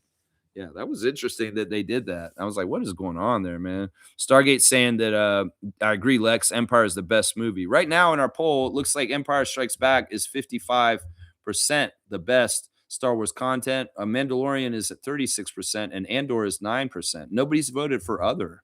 That's interesting. Nobody has anything else, like somebody's a Return of the Jedi fan or Phantom Menace or maybe Revenge of the Sith or something like that. I don't know. Maybe you're a fan of the Star Wars coloring books. I don't know. The best content of Star Wars was the coloring books. Oh, you don't remember them? Yeah, you didn't have to color in Darth Vader because he was just black. Oh, it's funny. All right, look, we're going to get the man, the myth, the legend, the man who beat the machine. Mr. Stargate is on the line with me right now. Stargate, good morning. Good morning. But I'm going to hijack your arm thing right now since you're talking about toys. How many of those WWF ones did you have? The WWF ones, yeah, LJNs. I have like 50 of them. I still have them. They're here. I have them still. Shit. Yeah. I have them. Remember, they used to be on my show. Like, I used to have them in the background behind me a couple of years ago, and I had picked different ones to represent different NBA teams. And if we were playing a certain team, I would have that doll behind me, the wrestling doll. And I think for the Bulls, I would have had like who was the Bulls representative? I don't remember. I tried to do it by it was the One Man Gang. because he's from Chicago, right? Oh my God, you had. I only had two of them. I had Hulk and I Uh-huh. had Iron Sheik. Yeah, You have Hulk and those? Iron Sheik. Yeah, those were two of the very first ones in the Yeah, original series. Yeah, yeah. and they were kind of the prominent 2 ones in the first series to get the good guy and the bad guy. I have both of those in the other room. I think Um, there's Andre was there too, and Junkyard Dog. He yep. was an original. I can name the original series. It was Hulk Yeah. Hogan, Andre the Giant, Junkyard Dog, Jimmy Mhm, Superfly Snuka, uh-huh. Iron Sheik, Big John Studd, and Nikolai Volkov, and Hillbilly Jim. I think that's the whole first series right there. Yeah. Yeah. Yeah, but I got those still, and I still have my superpowers too, but they're all beat up. My superpowers are Oh, kinda beat up. So, the DC figures from the '80s. oh, the DC figures, yeah. And I had some Star Wars stuff too. I had Chewbacca. I had Luke in his snow outfit. I Hoth, had yeah. C-3PO. I had Han Solo. I had a whole bunch of them. Yeah, yeah. I mean, I had a bunch of them too. I even had the Death Star playset. I had the Death Star. I Yeah. wrecked it. I was really mad one day and I destroyed it myself. I don't know why I did that. And then, yeah, I did. I did. I like wrecked it. I don't know why. And I also had the Ewok Village when that came out with Return Oh, of the really? Jedi. Yeah, Oh, yeah. But I don't know where it oh. is. I don't have it anymore. But yeah, I yeah, I don't know where all those stuff are now. I, don't, I have no idea where they are. yeah. There's a real market for collecting toys still, like adult toy collectors, and they go get the old stuff. I don't know if you know this YouTube channel. It's called Ed's Retro Geek Out. It's No, I don't know that one. one of my favorite YouTube channels that I watch. He lives in Europe and he's a toy collector and he goes all over the world. He comes to the States a lot. He goes to Mexico and he goes all over Europe and he just looks for really rare toys. And his favorite toys are Teenage Mutant Ninja Turtles, Mad Balls, and You know what's popular too? He-Man, the He-Man stuff. oh yeah, yeah, Masters of the Universe. yep. Yeah, I had a Yep. Castle Grayskull. I had I the had I had Man at Arms, yeah. and I had the snake guy that can spray water. Oh my gosh. Oh yeah, yeah. I know what you're Yeah, talking about. remember that one, right? Yeah. Yeah. Yeah. Yeah, man. All right. Well, hey, any basketball? Oh yeah, basketball. Well, yeah, man. I mean, they should beat the Bulls tonight, man. Yeah, they have to beat the Bulls. Yeah, this is a must win, and I don't think they'll take it lightly. I think that we've seen a good professionalism for most of the season as far as taking care of the teams they should beat. Yep. So, I mean, that Pelicans game was aberration in some ways. As far, Don't fuck around tonight. Just yeah, just go out, handle your business, just come away with the win. say hi to Chuck Swirsky, beat the Bulls, Yep. and get out west. That's Get what I out. say. Yep. Yeah, yeah. All right, All well, right, man. Stargate, man, I appreciate your call, and yeah, I'm enjoying I guess the collectibles and Star Wars talk today has been fun. All right, man. Take care. All right, bless the Stargate, the man that escaped the machine. That's right. I say that because he used to work for Rogers. Y'all, straight goods on Canadian goods. You know, we're playing the Bulls tonight. And the Bulls, well, what is a bull? A cow. So I'm going to put on blast today great Canadian beef. This is what I'm putting on blast today. Some piece of cow because we're playing the Bulls today. Y'all, you get the beef from Canada. That's what I'm saying. I got a beef eye round roast right here. And I'll probably make this for myself in the next couple days. But yeah, let's get that Canadian beef. Get that beef from Canada, grown here, the raised here, all right, on Canadian soil with Canadian grain and Canadian beef. So when you go to the store and your butcher shop and you want to get some beef, like we're going to beat the Bulls tonight, go get that Canadian beef. Like I got this beef round roast from Vince's Supermarket. So yeah, there you go. There's just straight goods on Canadian goods. Buy Canadian beef. I have to make it tie in with things. So I'm like, yeah, well, we're playing the Bulls. Get the beef. All right, let's keep going. Let's keep going. Let's see. Where are we in the chat? Where did I stop here? No. Okay, hang on. Okay, yeah. RJ Randolph saying amen after my prayer. Jimmy saying not fair to put Empire Strikes Back in there, laughing my ass off. Well, we got to do this, right? You know, I have to have representation of what I think is the best Star Wars content.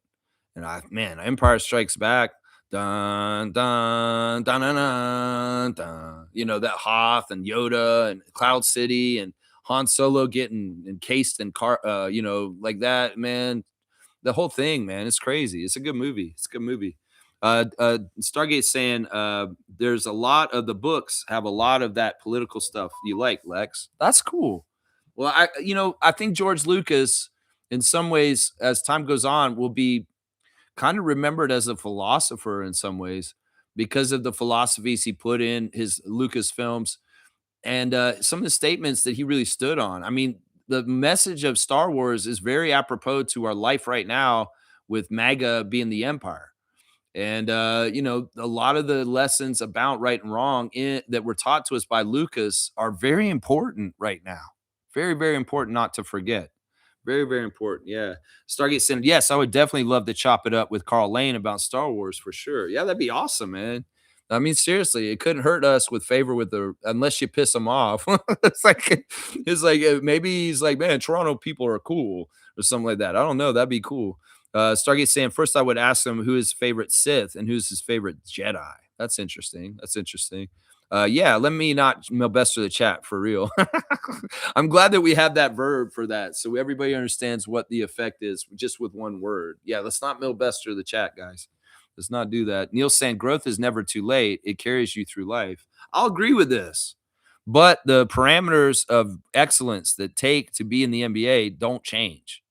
And if you didn't have it a couple years ago when you were younger and you were having all the opportunities in the world on different teams in the NBA playing, in some ways you're on your last legs and you're trying to do this, the effort, the growth may not come in fast enough for you to get the achievement to come back.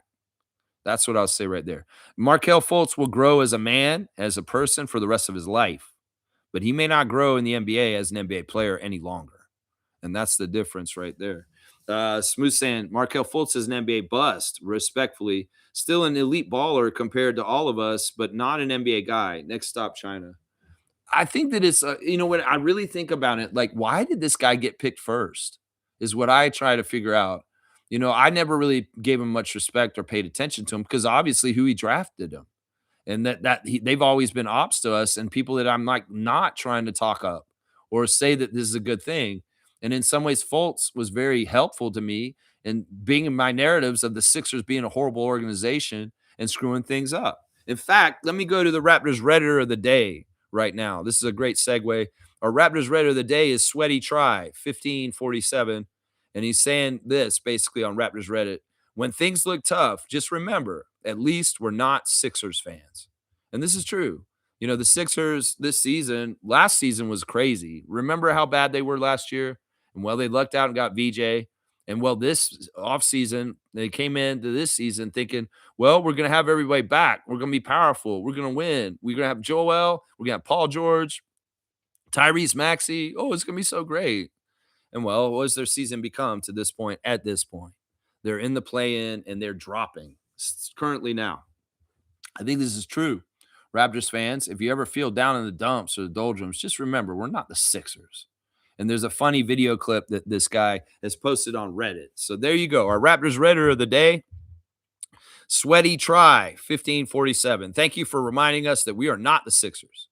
So yeah, I never built up Markel Fultz. I never wanted to because him being a Philadelphia 76ers first pick bust, that sounded all the great to me. The fact that he showed up at this point with 905, and in some ways I got to find some good things about him. It's tough because in some ways he's not giving them to us. And my history with him is to shade him. It's very much to shade him. I get it. There's been a following of people that come into the YouTube games and they're chatting Markel. He has a huge following in China apparently too. And they just love him. I don't get it. Maybe I just didn't see the excellence of him in college. Maybe I just didn't see the excellence of him in his brief moments of excellence around the NBA. I just always saw a number one pick bust.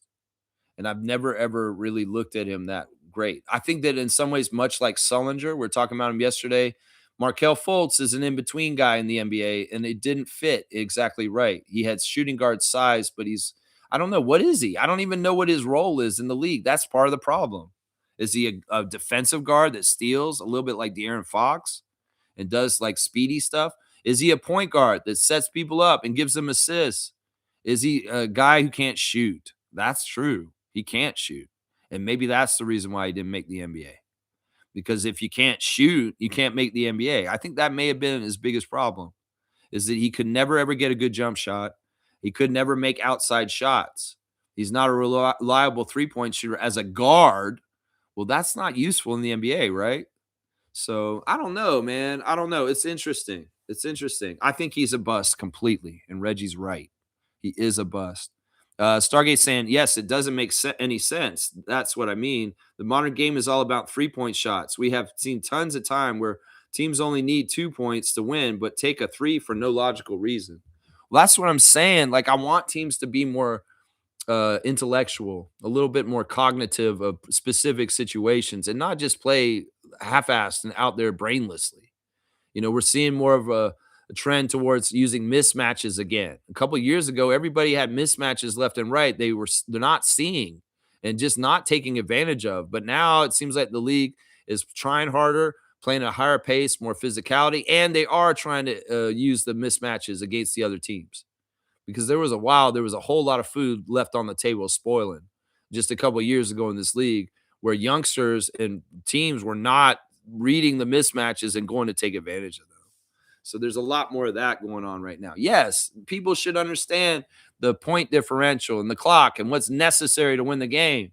And even in that 905 game at halftime, it annoyed me, or I think it was either at halftime or at the end of the first quarter.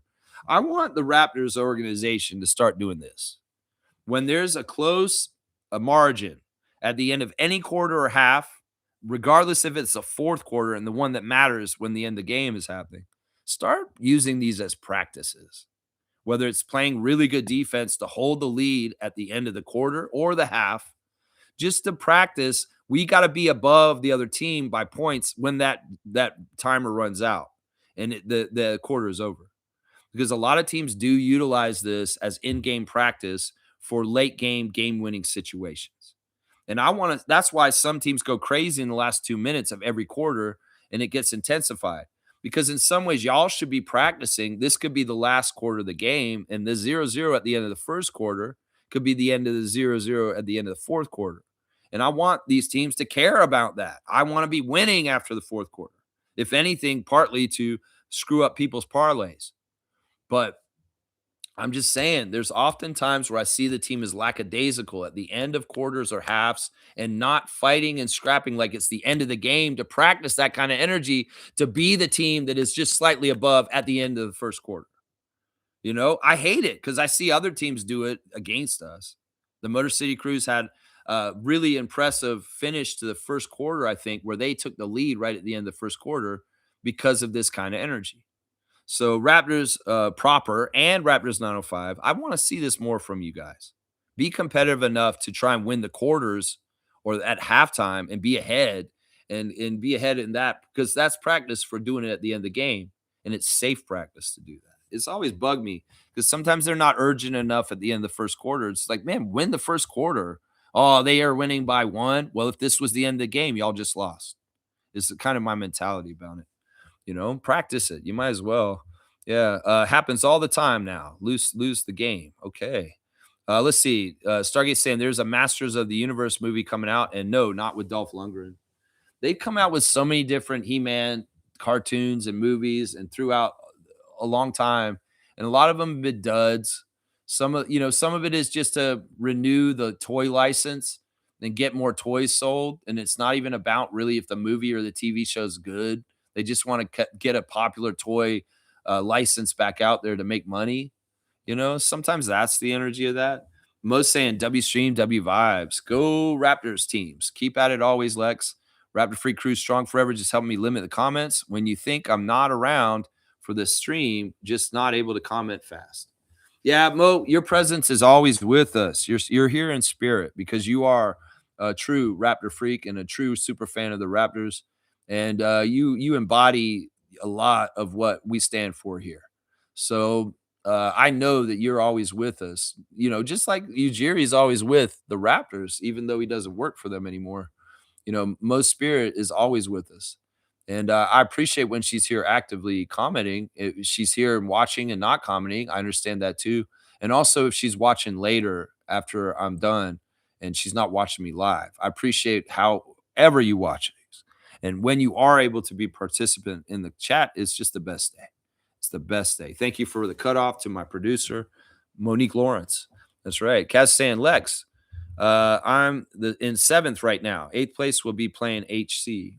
Well, you're tied, I think, with Nins. There's a possibility where you guys could flip. So okay, thanks for correcting me. Actually, I should go look at that real quick. Aren't you right there with Nins? I think that you guys have a same record, don't you? 11-9. So you need to go ahead and win this week by a good margin and worry about how much you get just to make sure you're ahead of Philadelphia Huskies.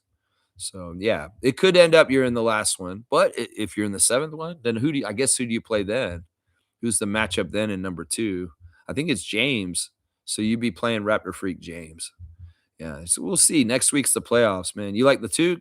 Yeah, I just bought it this weekend, man. New Raptors toque. Got it at the Pistons game. I appreciate that, Seymour. Yeah. Yeah, remember, that's your jersey, bro. You get here, that's your Keon Clark jersey. I'm holding it for you on the wall right here. You come back to Toronto, you come back and hang out, and you come meet me. I'm handing you that jersey. That's a Keon Clark vintage jersey from that era, and I'm gonna give it to you. Yeah. Yeah, Keon's been awesome. I'm following him on Facebook, and he's very anti-Trump. He's crazy, man. Like, Keon Clark has a really interesting worldview. He's been down and out. He's gone through the fire. He's gone through hell. He's gone through the depths of alcoholism and drug dependency and all kinds of stuff, being in prison, all kinds of stuff. His perspective is really interesting. So y'all, you can find Keon Clark on Facebook. It's Arian Keon Clark, and he is posting every day. And he posts all kinds of opinions. He posts life lessons, wisdom, all kinds of stuff. Maybe I should have made a Keon Clark Words of Wisdom segment on our show where we hear the wisdom of Keon Clark in his sober life now, because he is sober now. And he's got that perspective of being a recovering alcoholic and, coming back and how he feels and coming from that dark place. So he's a very, very interesting guy. The big thing he says right now is Trump is lying, and we can see right through it. And he is an idiot. And what is this guy doing to our country? It's kind of what Keon Clark's saying these days right now. Yeah. Yeah. Let's see. What's the price tag on the beef? On the beef? I guess he's out in Alberta. It's 1801 for this. Yeah. Yeah, that's what it is right there. It's funny you asked that. Anyway, I shouldn't be showing off where I go to shopping. 1801 for the beef. Most saying happy about the WNBA agreement, just like all of us. Yeah, this is fantastic. This is good news. I've been waiting for this news for the last week. We've been waiting for this news for months, and we finally got it today. So I'm going to have to do some research today and figure out what's going on with the agreement and what it is exactly. What was the percentage they gave the players of earnings? We'll see how much they caved. Hopefully they caved at a pretty good percentage. Trevor's saying Team Canada lost Australia's Tempo's Sandy. You have to bring your game against her. She's good. Our coach of the Tempo winning against Team Canada in women's basketball. Yeah, that's impressive. Sandy Brondello, the coach of the Tempo, is coaching the women's of Australia, and they beat Canada. So, yeah, that's fantastic. Sandy's keeping busy. Well, Sandy, you better get back. It sounds like you got to get right to work. She's probably right back to Toronto right away because of this news this morning.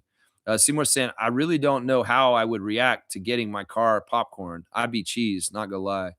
Well, it depends on how much you want to take things seriously.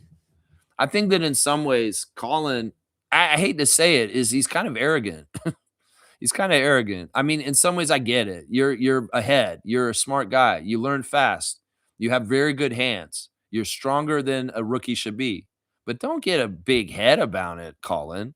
In some ways, these kind of things are necessary to shrink egos of guys who just made the NBA and think that they're the hottest shit in the world. And in some ways, that's part of this action right here. Is stay humble, Murray-Boyles. In some ways, like you came in right away in the interview saying you knew everything about the NBA. And I was like, bullshit, you don't know jack shit. So don't talk in the interviews like, I know this, I know that. You played 2 games. His first interview in the NBA, I was like, this dude's talking out of his ass, saying he knows this, he knows that. I know he's advanced, and I understand he's really smart, and it doesn't take long for him to learn. But still, he needs to respect the order of things in the game and stay humble. And in some ways, them popcorn in his car is a message to stay humble. They may be feeling energy around him, especially since after the All-Star break and going there and being a part of Rising Stars Challenge and seeing the All-Star break, to say, stay in your lane and stay humble. You're still a rookie. Even if your brain and your aptitude and the way you play is above rookie level, this is very true. I will admit that. You still got to understand you're still a rookie right now. And as much as you don't like giving your car popcorn, all of us had rookie hazing happen to us. All of us on this team, we had something done to us where we had to do something. Have you had to carry the Dora the Explorer backpack all season? I don't think you have. Jacoby did. He carried it every single time. Everywhere he went, he had that pink Dora Explorer backpack. Sandro's trying to say he didn't do his rookie duties, and that's why he got popcorn. And then Collins saying, no, I've been doing all my duties. I don't know who's saying what or who's right. I don't care. In some ways, we can tell from the extra open gym footage that Sandro was the ringleader of popcorning Colin Murray-Boyles' car, because you can figure it out from the evidence that has been provided to us by the producers of Open Gym.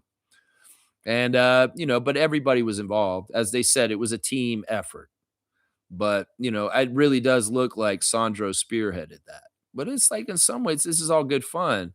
Then they done a fashion model shoot with Sandro and Colin for new Raptors clothing line. And also, they had a thing come out where they were asking them, what are you obsessed with right now? And somebody said, I think Colin said that, or somebody said that Sandro's obsessed with 50 Cent right now. Like he's listening to 50 Cent a lot. And Jacoby said he's obsessed with crossword puzzles. And Mamu said, are you 80 years old? Man, don't shame him for being into crossword puzzles. We all get into different things. He has a lot of time in airports and flying. Let the man do his crossword puzzles on the plane. Come on now. And they said Grady Dick's obsessed with his girlfriend because he's in love. Yeah. All right, let's see. Stargate saying the process has failed miserably. Yeah, and continues to and will go on forward. And the honeymoon with Nick Nurse is over.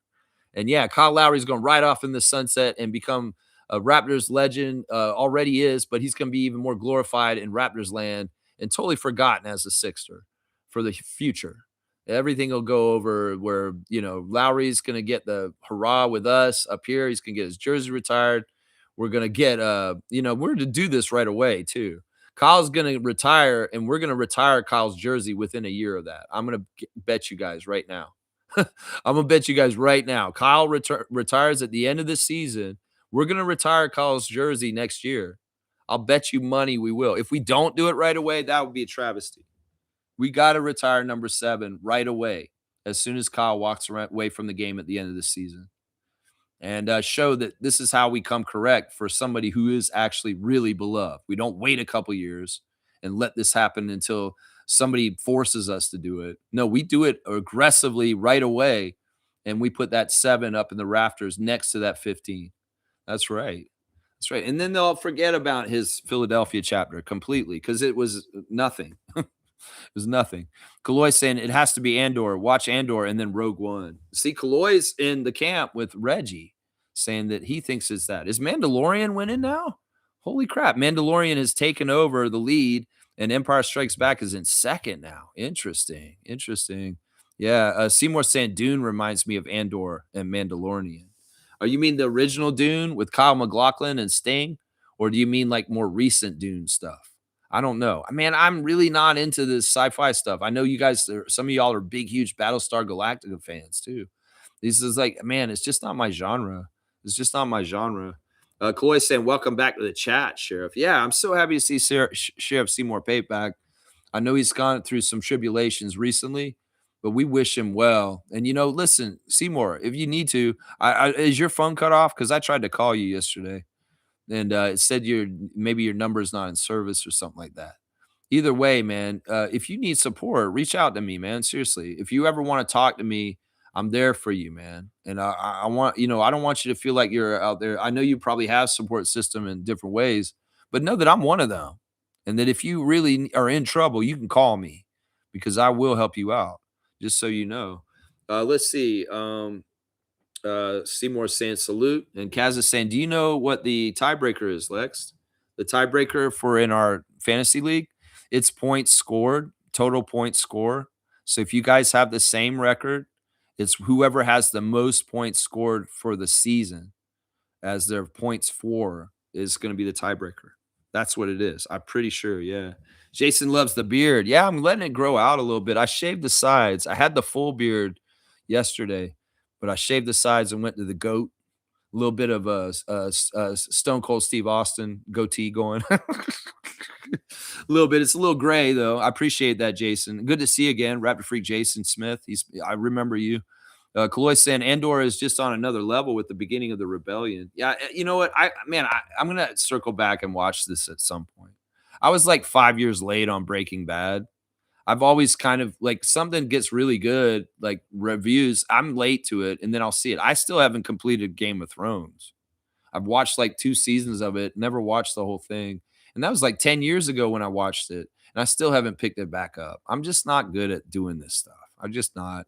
And RJ loves this stuff, though. That's what he's obsessed with.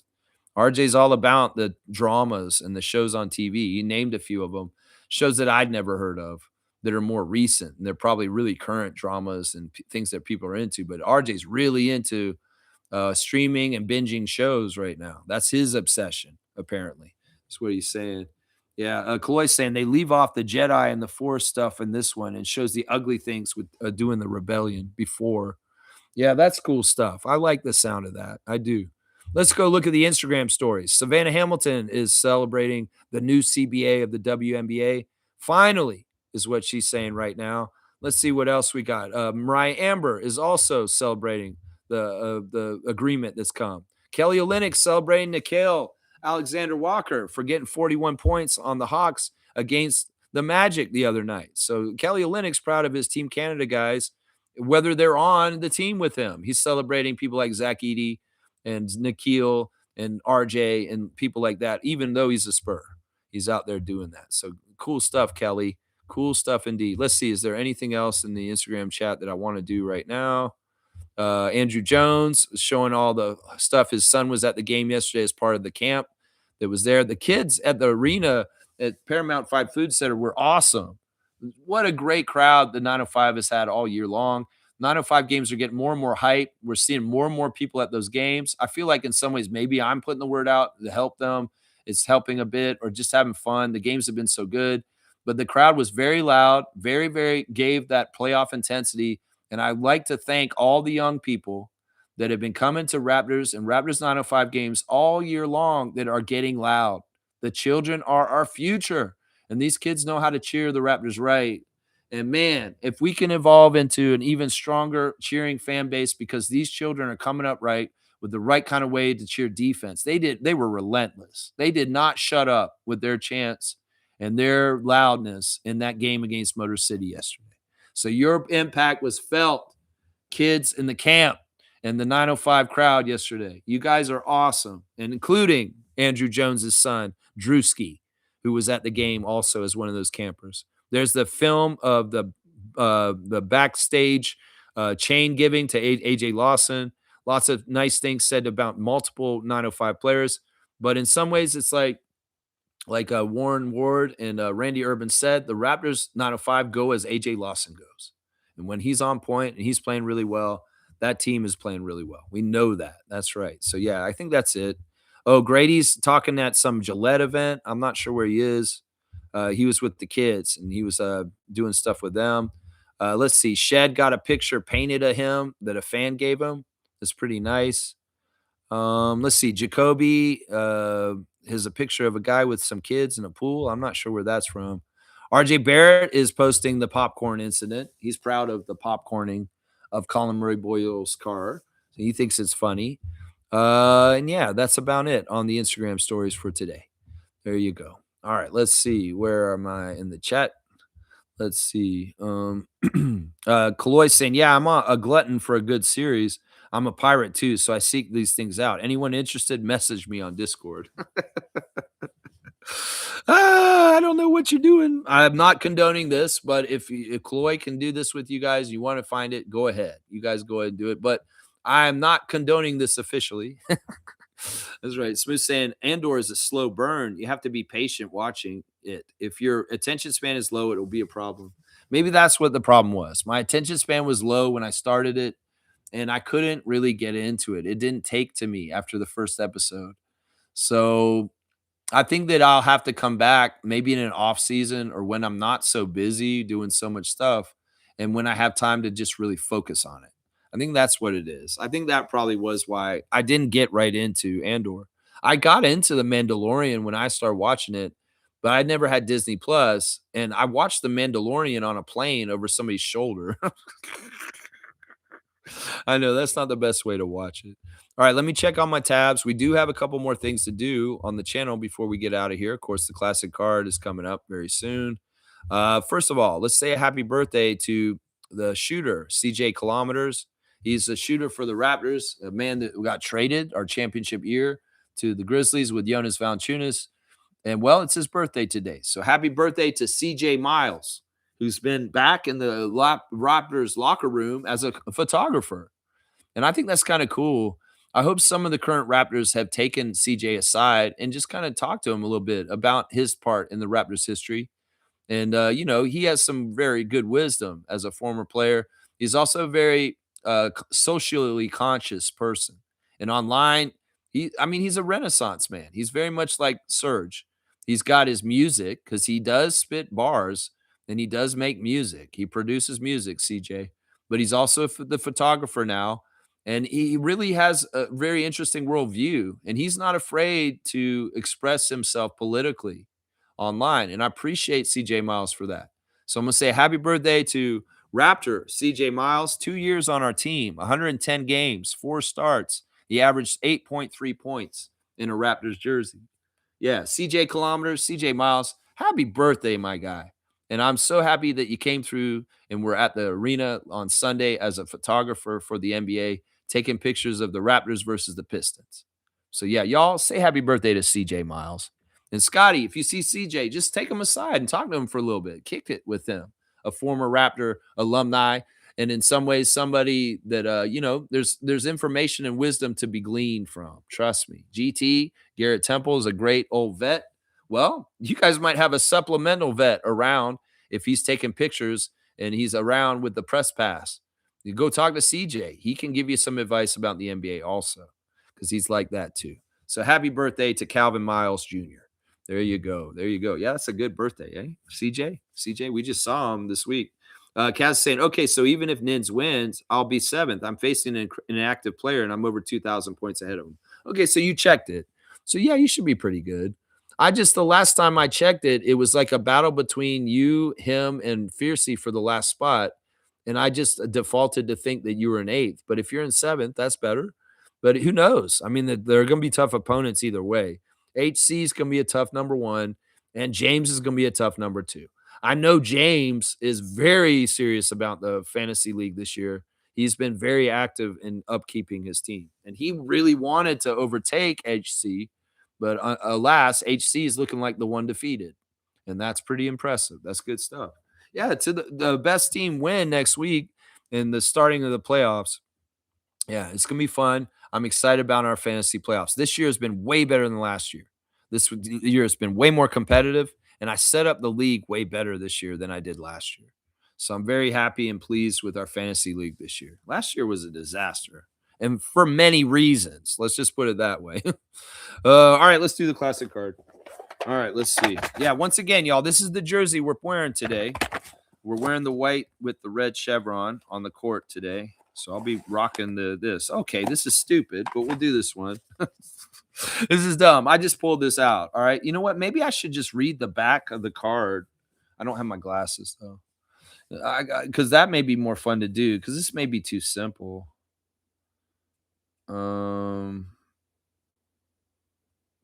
Yeah, I think I'm gonna get my glasses and read it. Hang on.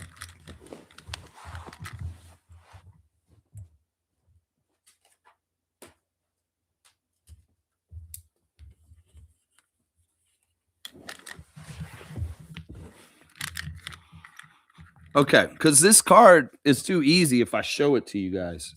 So I'm going to read the back of it. All right. In just 2 seasons, blank has put together the NBA's most complete team and brought a championship to blank.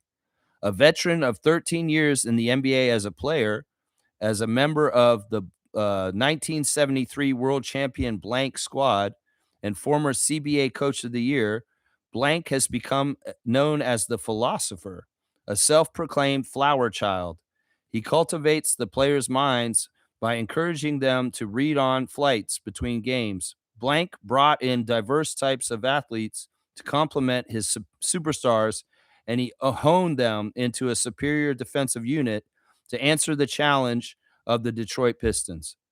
The 55-27 record in 1989-90 was a team record for a rookie coach, and he has reached the 100-win plateau faster than any coach in this team's history. Yeah, Slug Deezy knows. It's Phil Jackson. That's right. If I put this card up like this, come on now.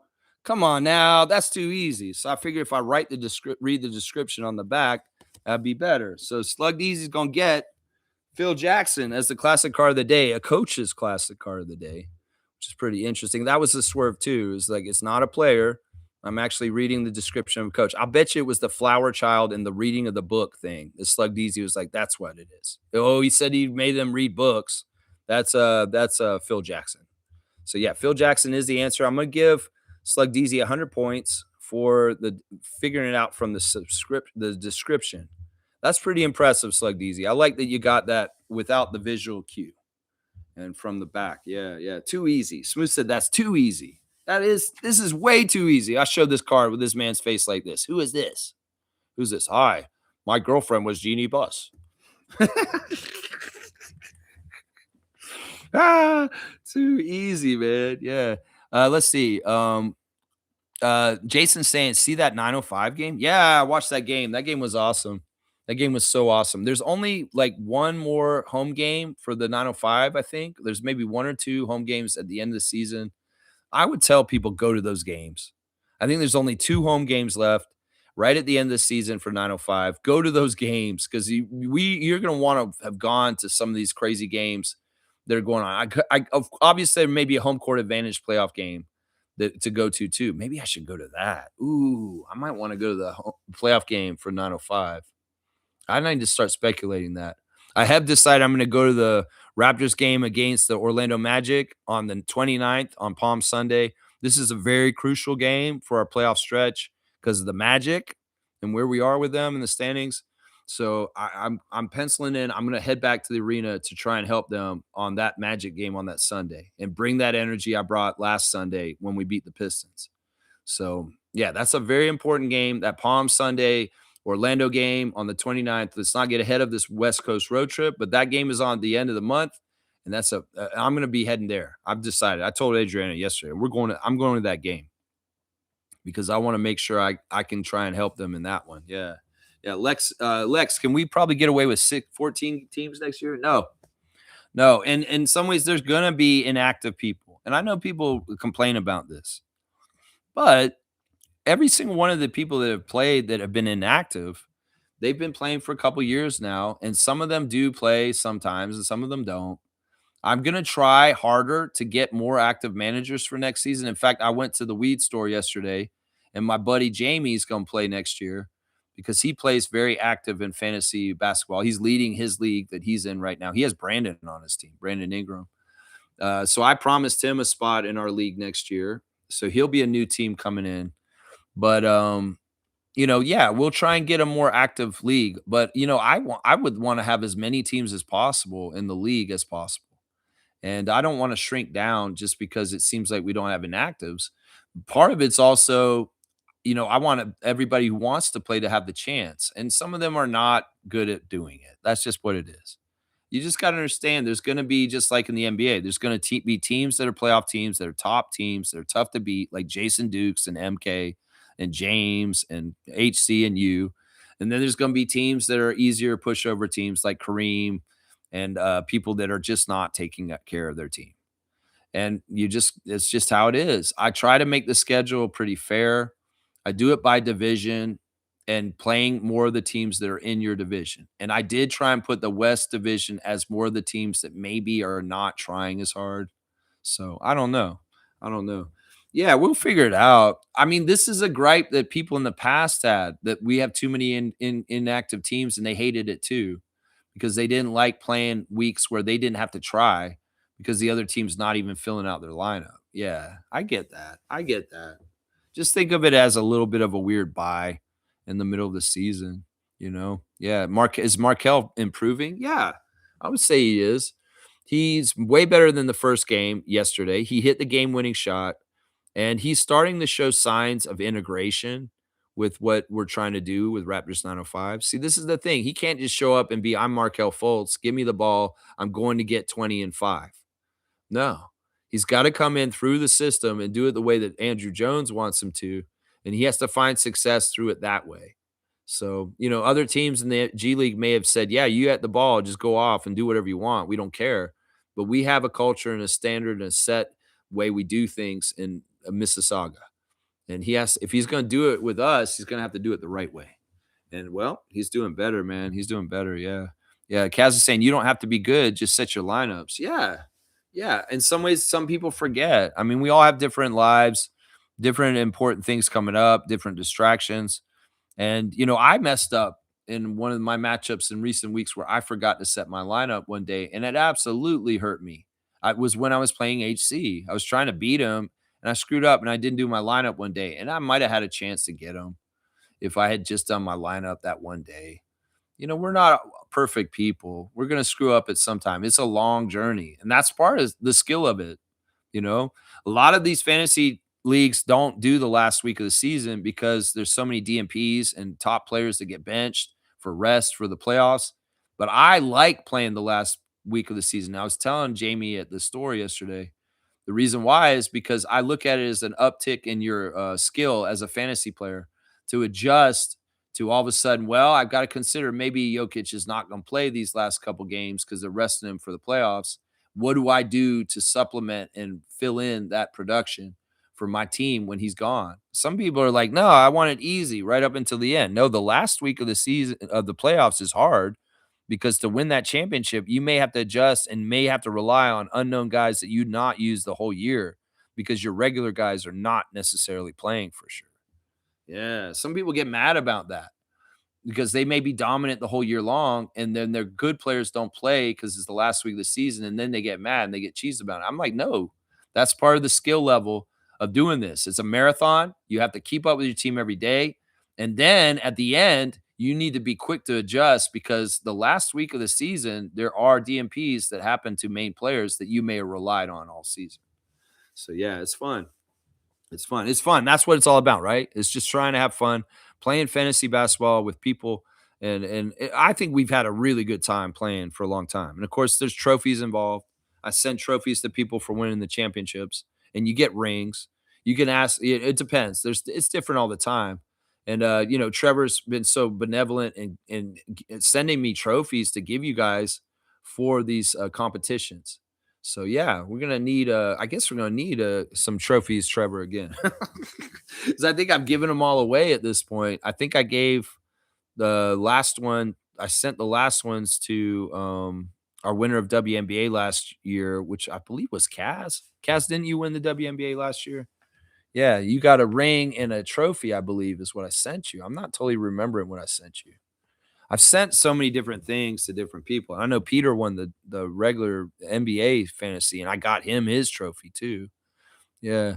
All right, let's do the wrap up. Let's stop this rambling on about Star Wars, rambling on about fantasy. Let's get back to the game tonight and the preview. And here we go. The injury, once again, the injury list is Colin Murray-Boyles is out due to his thumb. Still, actually, he's doubtful. That's the technical word. He's doubtful for today's game. But Darko said in the practice interview yesterday, he's expected to return to the lineup on this road trip, and he'll be back in one of the games while we're out west. Okay? So Colin's nearing his return. Chucky Hepburn is still out. So I'm expecting a notorious barbecue yak to start the game, and that'll be fantastic. ESPN matchup predictor is predicting we're 64% favored to win against the Bulls today. We are on a two-game winning streak. We want to get 3 games.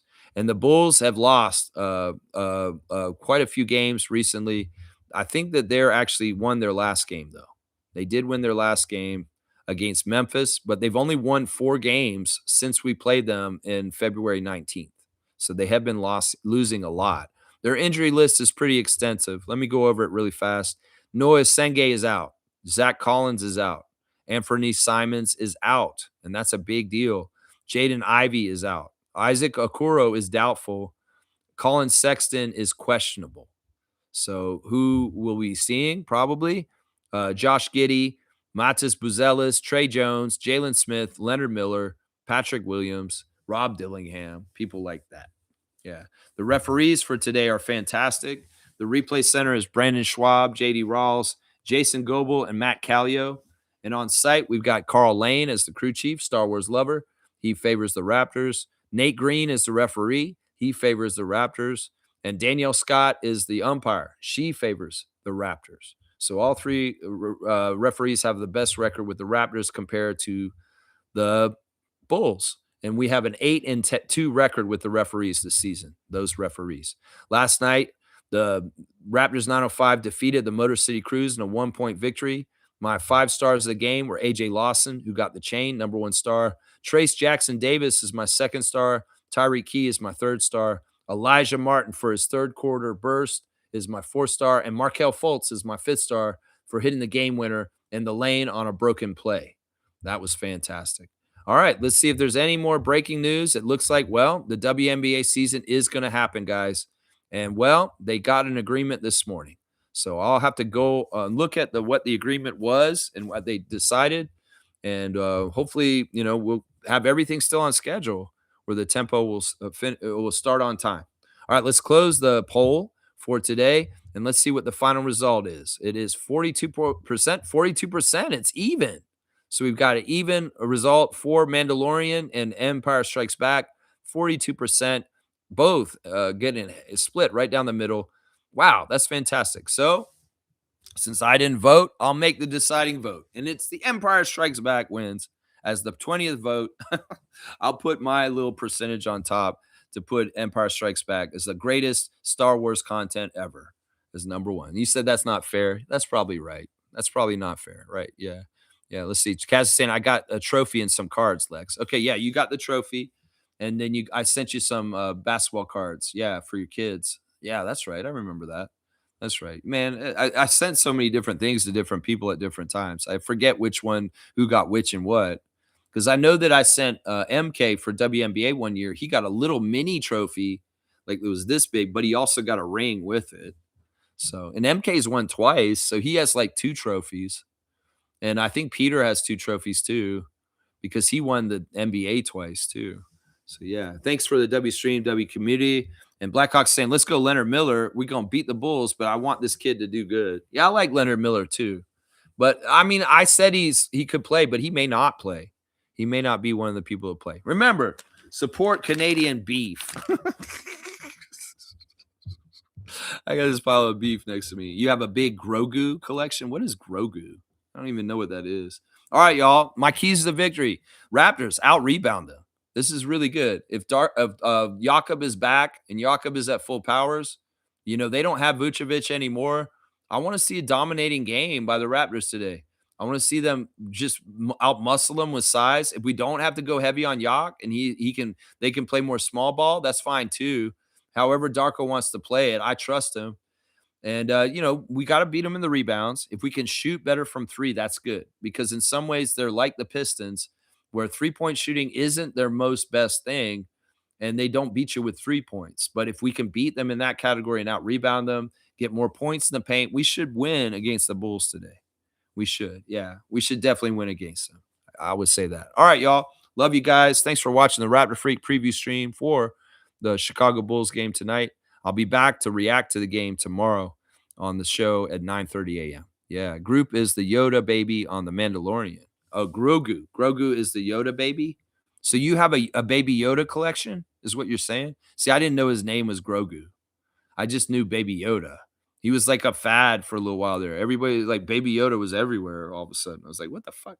What is this Baby Yoda shit? And yeah, so you have a bunch of like apparel. Like, do you have clothing and like plushies and little action figures? You just have a whole bunch of Baby Yoda stuff, huh? That's kind of cool, I guess. Yeah. I don't know if this is worth as much as that toy collection I was describing earlier, though. Holy crap. Either way, y'all. Love you guys. Let's go, Raptors. Let's call 5 tonight and let's beat the Bulls in the Windy City. Let's go!